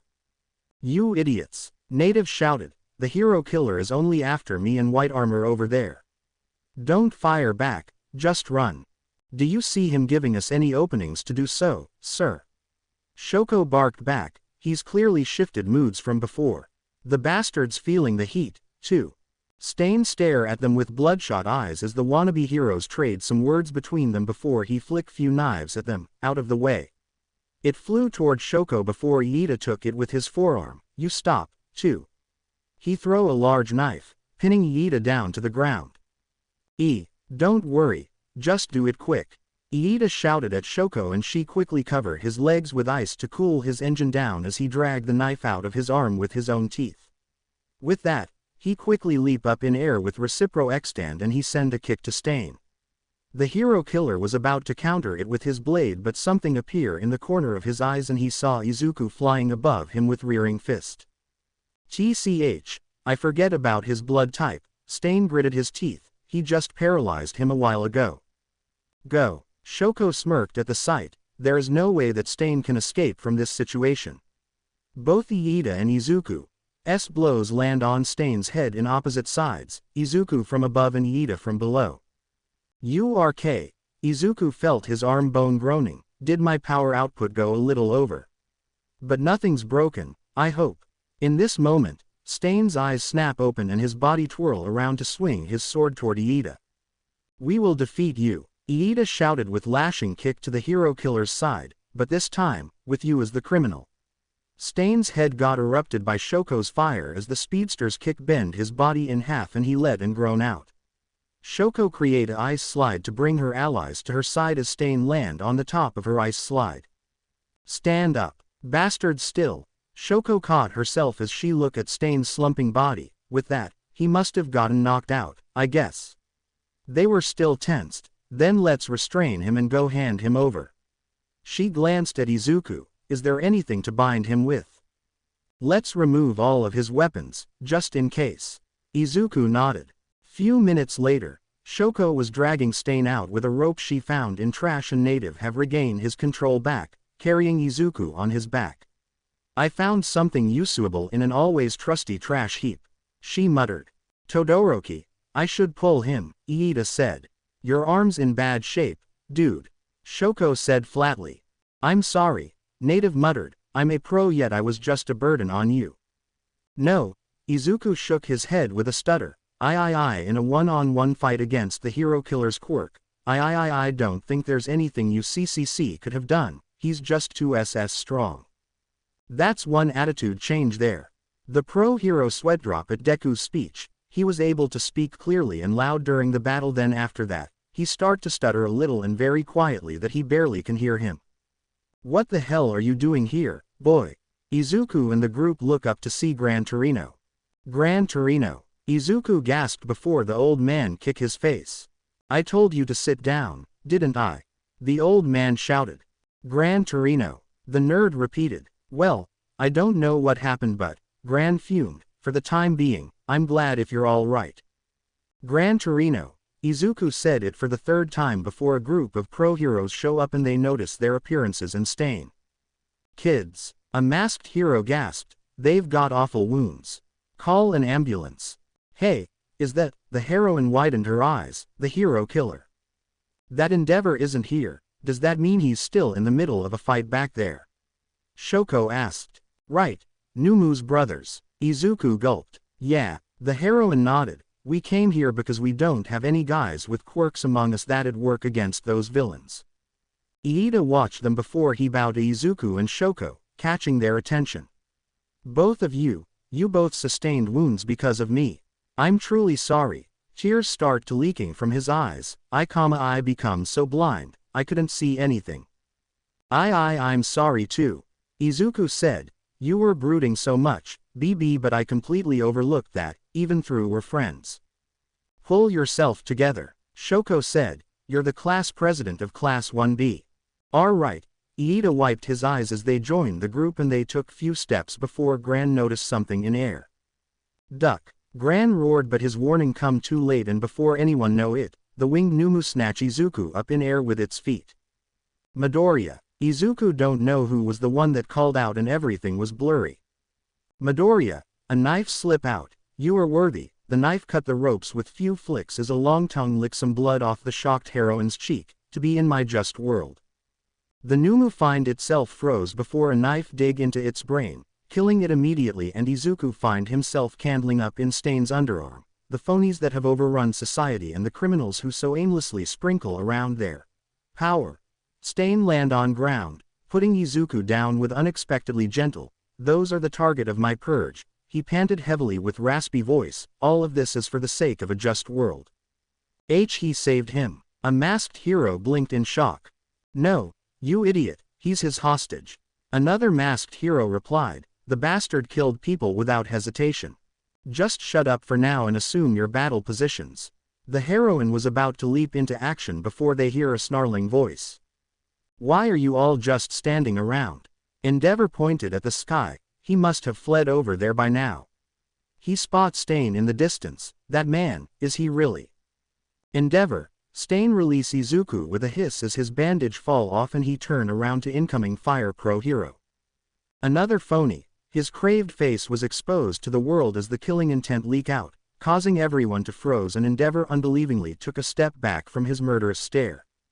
The fake must be rectified. Stain took a step forward. Someone must stain himself in his blood. Second step, the word, hero, must be restored. Another step, come, just try it, you pretenders. Another step is everyone back away. The only one who's allowed to kill me is All Might. The heroine fall down on her rear and the hero killer stood still. Endeavor stared into Stain's blank eyes. He's lost consciousness. The group stare at his standing body in mixed of awe and fear. Even Shoko joined the heroine on her rear. They later found out that the hero killer have several ribs perforated his lung and was able to move for a while. The next day in Hosu General Hospital, the trio receives a lecture and some praises from Saragame, the chief of police force, for their actions. However, they stay mute about the whole stain incident to avoid a violation, and they have no choice but to accept it for the sake of Pubic. They were lucky to get off with a light slap on wrist. I'm surprised that Shoko lost her cool back there. Izuku glanced at Shoko. The said girl was sitting on a chair.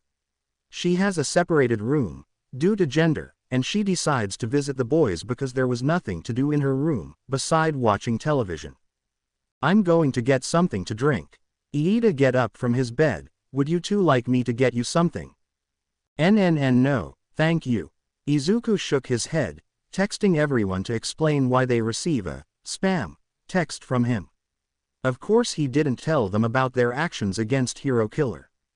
Water, please, Shoko said flatly as she handed him few yens. Here's the money. I'll bring you back the changes. Iida nodded to her before he leave the room to get drinks, and Shoko shift her gaze to Izuku, who was currently talking to Uraraka and Kaoruko as soon as the gravity girl make a call to him right away.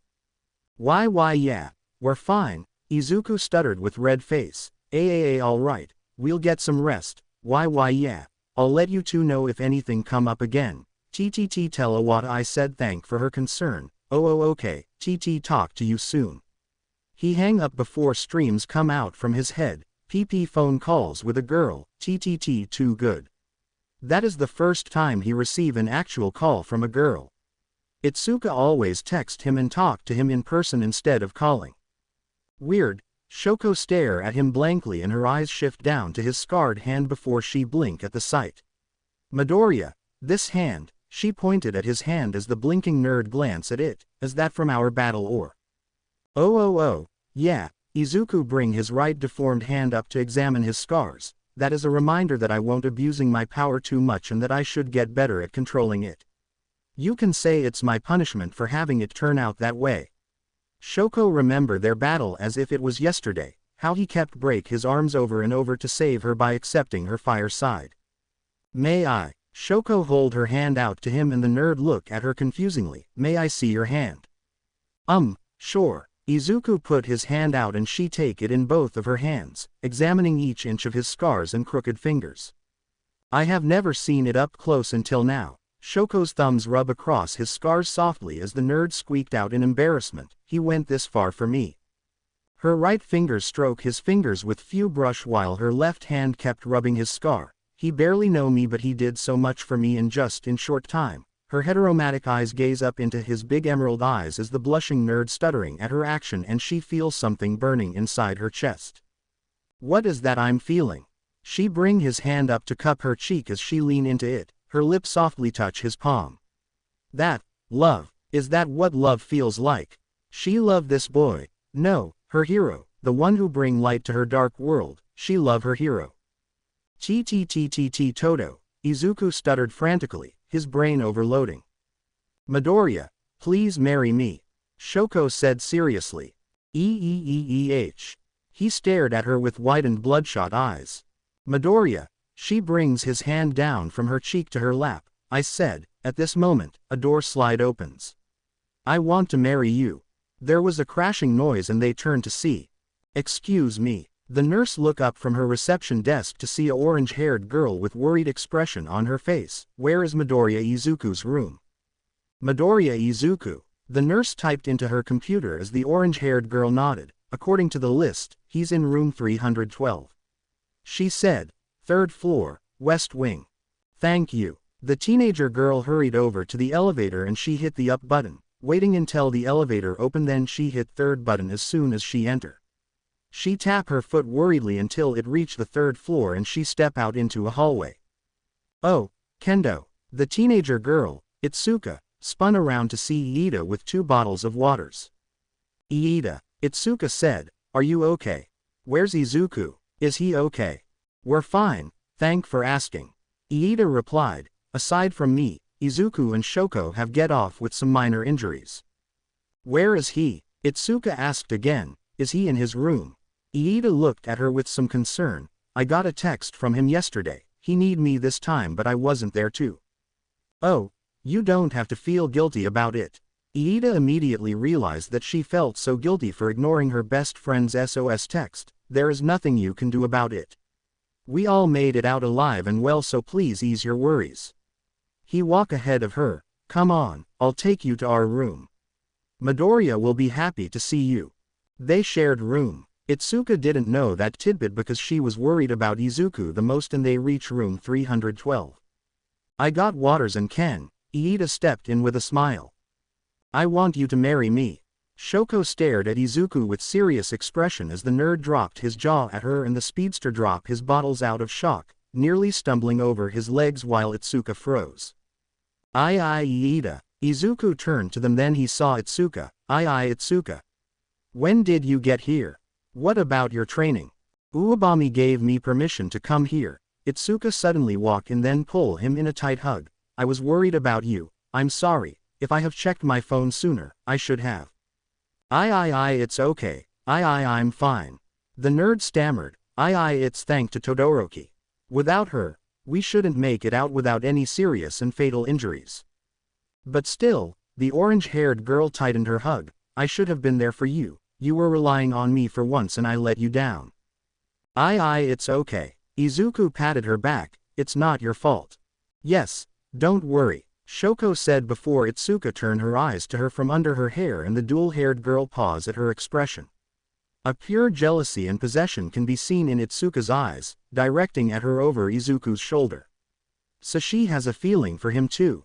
Shoko stared back unflinchingly. She will not back down and she will not let her have Izuku. Shino tapped her pencil in deep thought as she looked over the paper. I don't know how to pair everyone off for an end-of-term test. She was told to pair everyone with their worst partner or similar personality against the teachers, but some students are hard to put together because they are very cooperating with almost everyone. This person should go with this one. She wrote some names down, knowing that some have issues with each other. But the rest, the telepath heroine let a long sigh out. That's gonna be one tricky and tough test ever. At least she has few more weeks before the deadline. The on-job training have ended and everyone returned to their school after a long week. The students greet each other eagerly in their class, dying to hear things about what they have learned from their chosen agency. Ha ha ha ha ha ha ha ha ha. Setsuna bawled her eyes out with Kami as the blonde girl hit her desk many times. The reason why they were laughing is because Katsuki have a straight hair in a perfect braid with some makeup and she looks so murderous. Don't laugh. Katsuki growled angrily. It's stuck and washing ain't fixing it. Yo, don't laugh. I'll *****ing kill you. Go ahead and try it, amazing beauty gal. Setsuna giggled between her breath.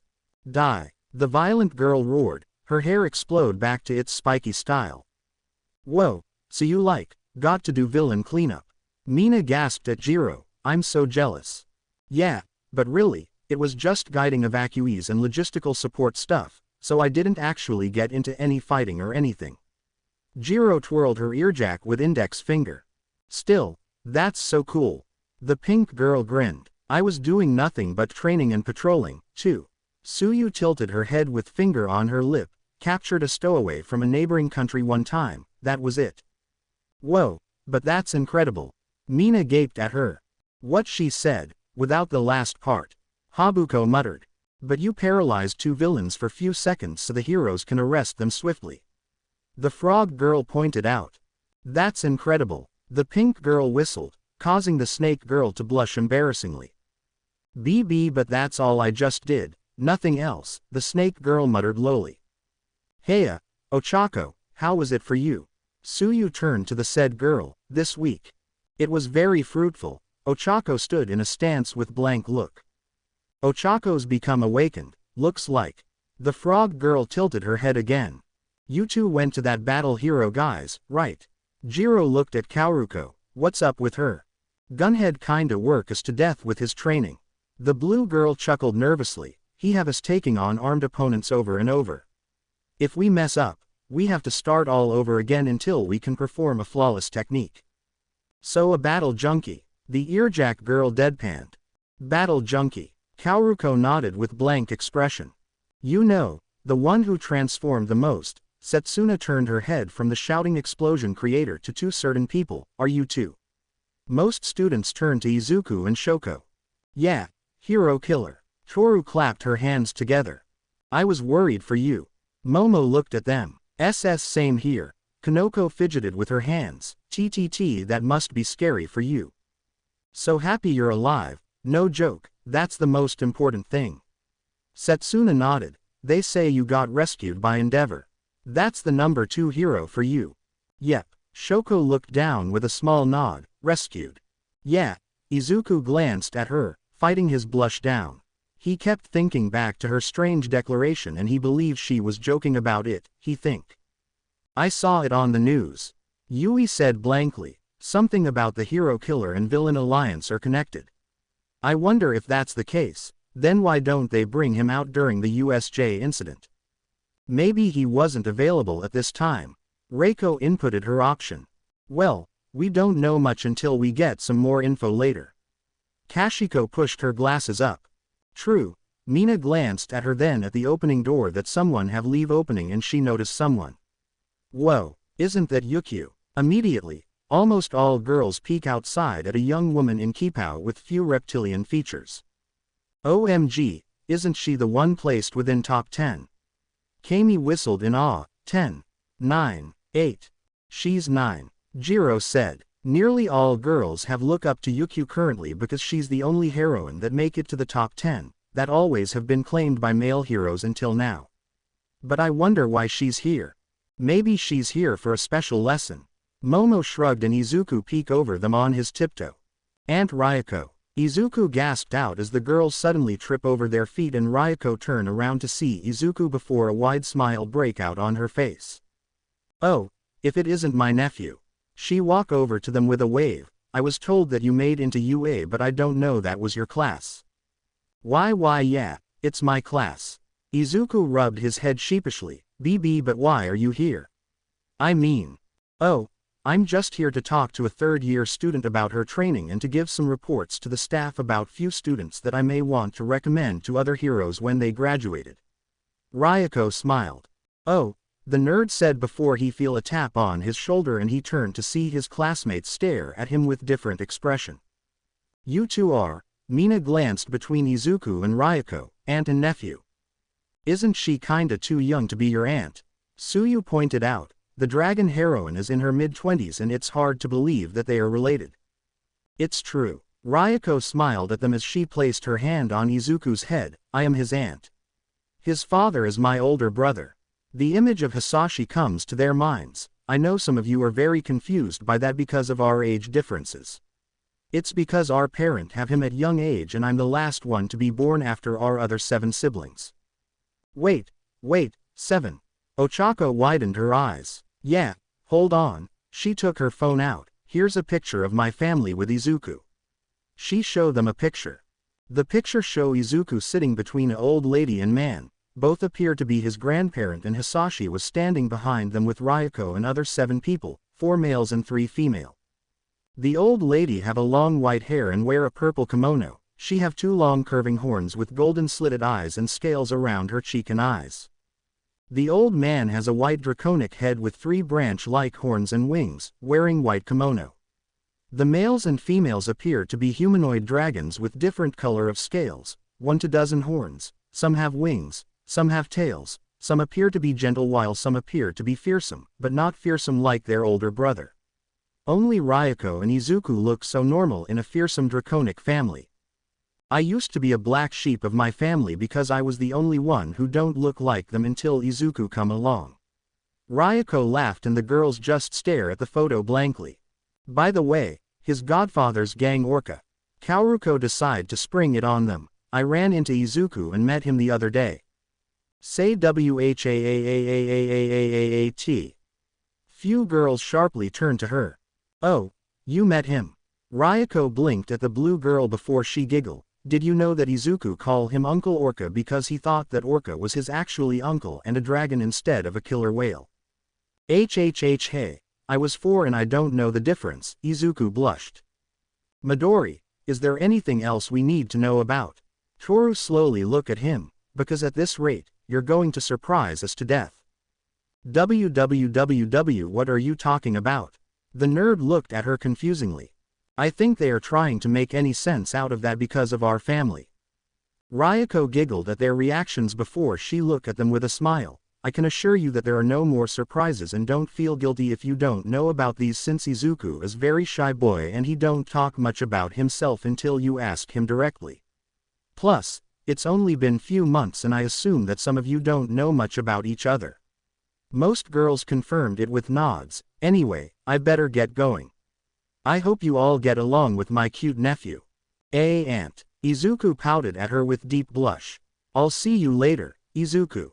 Ryuko walked away with a giggle. Tell Aniki and Inkone-chan that I'll stop by for dinner this Friday. Oh, okay, I will. The nerd waved. My brain hurt when I think about it. Jiro pinched the bridge of her nose. Him relating to this father of his. The number 9 heroine is his aunt. His dragon family. A gangster look-alike for Godfather. What's next? Him having a daughter. If he shows up with a daughter, then I'll eat my jacket. Mina deadpanned.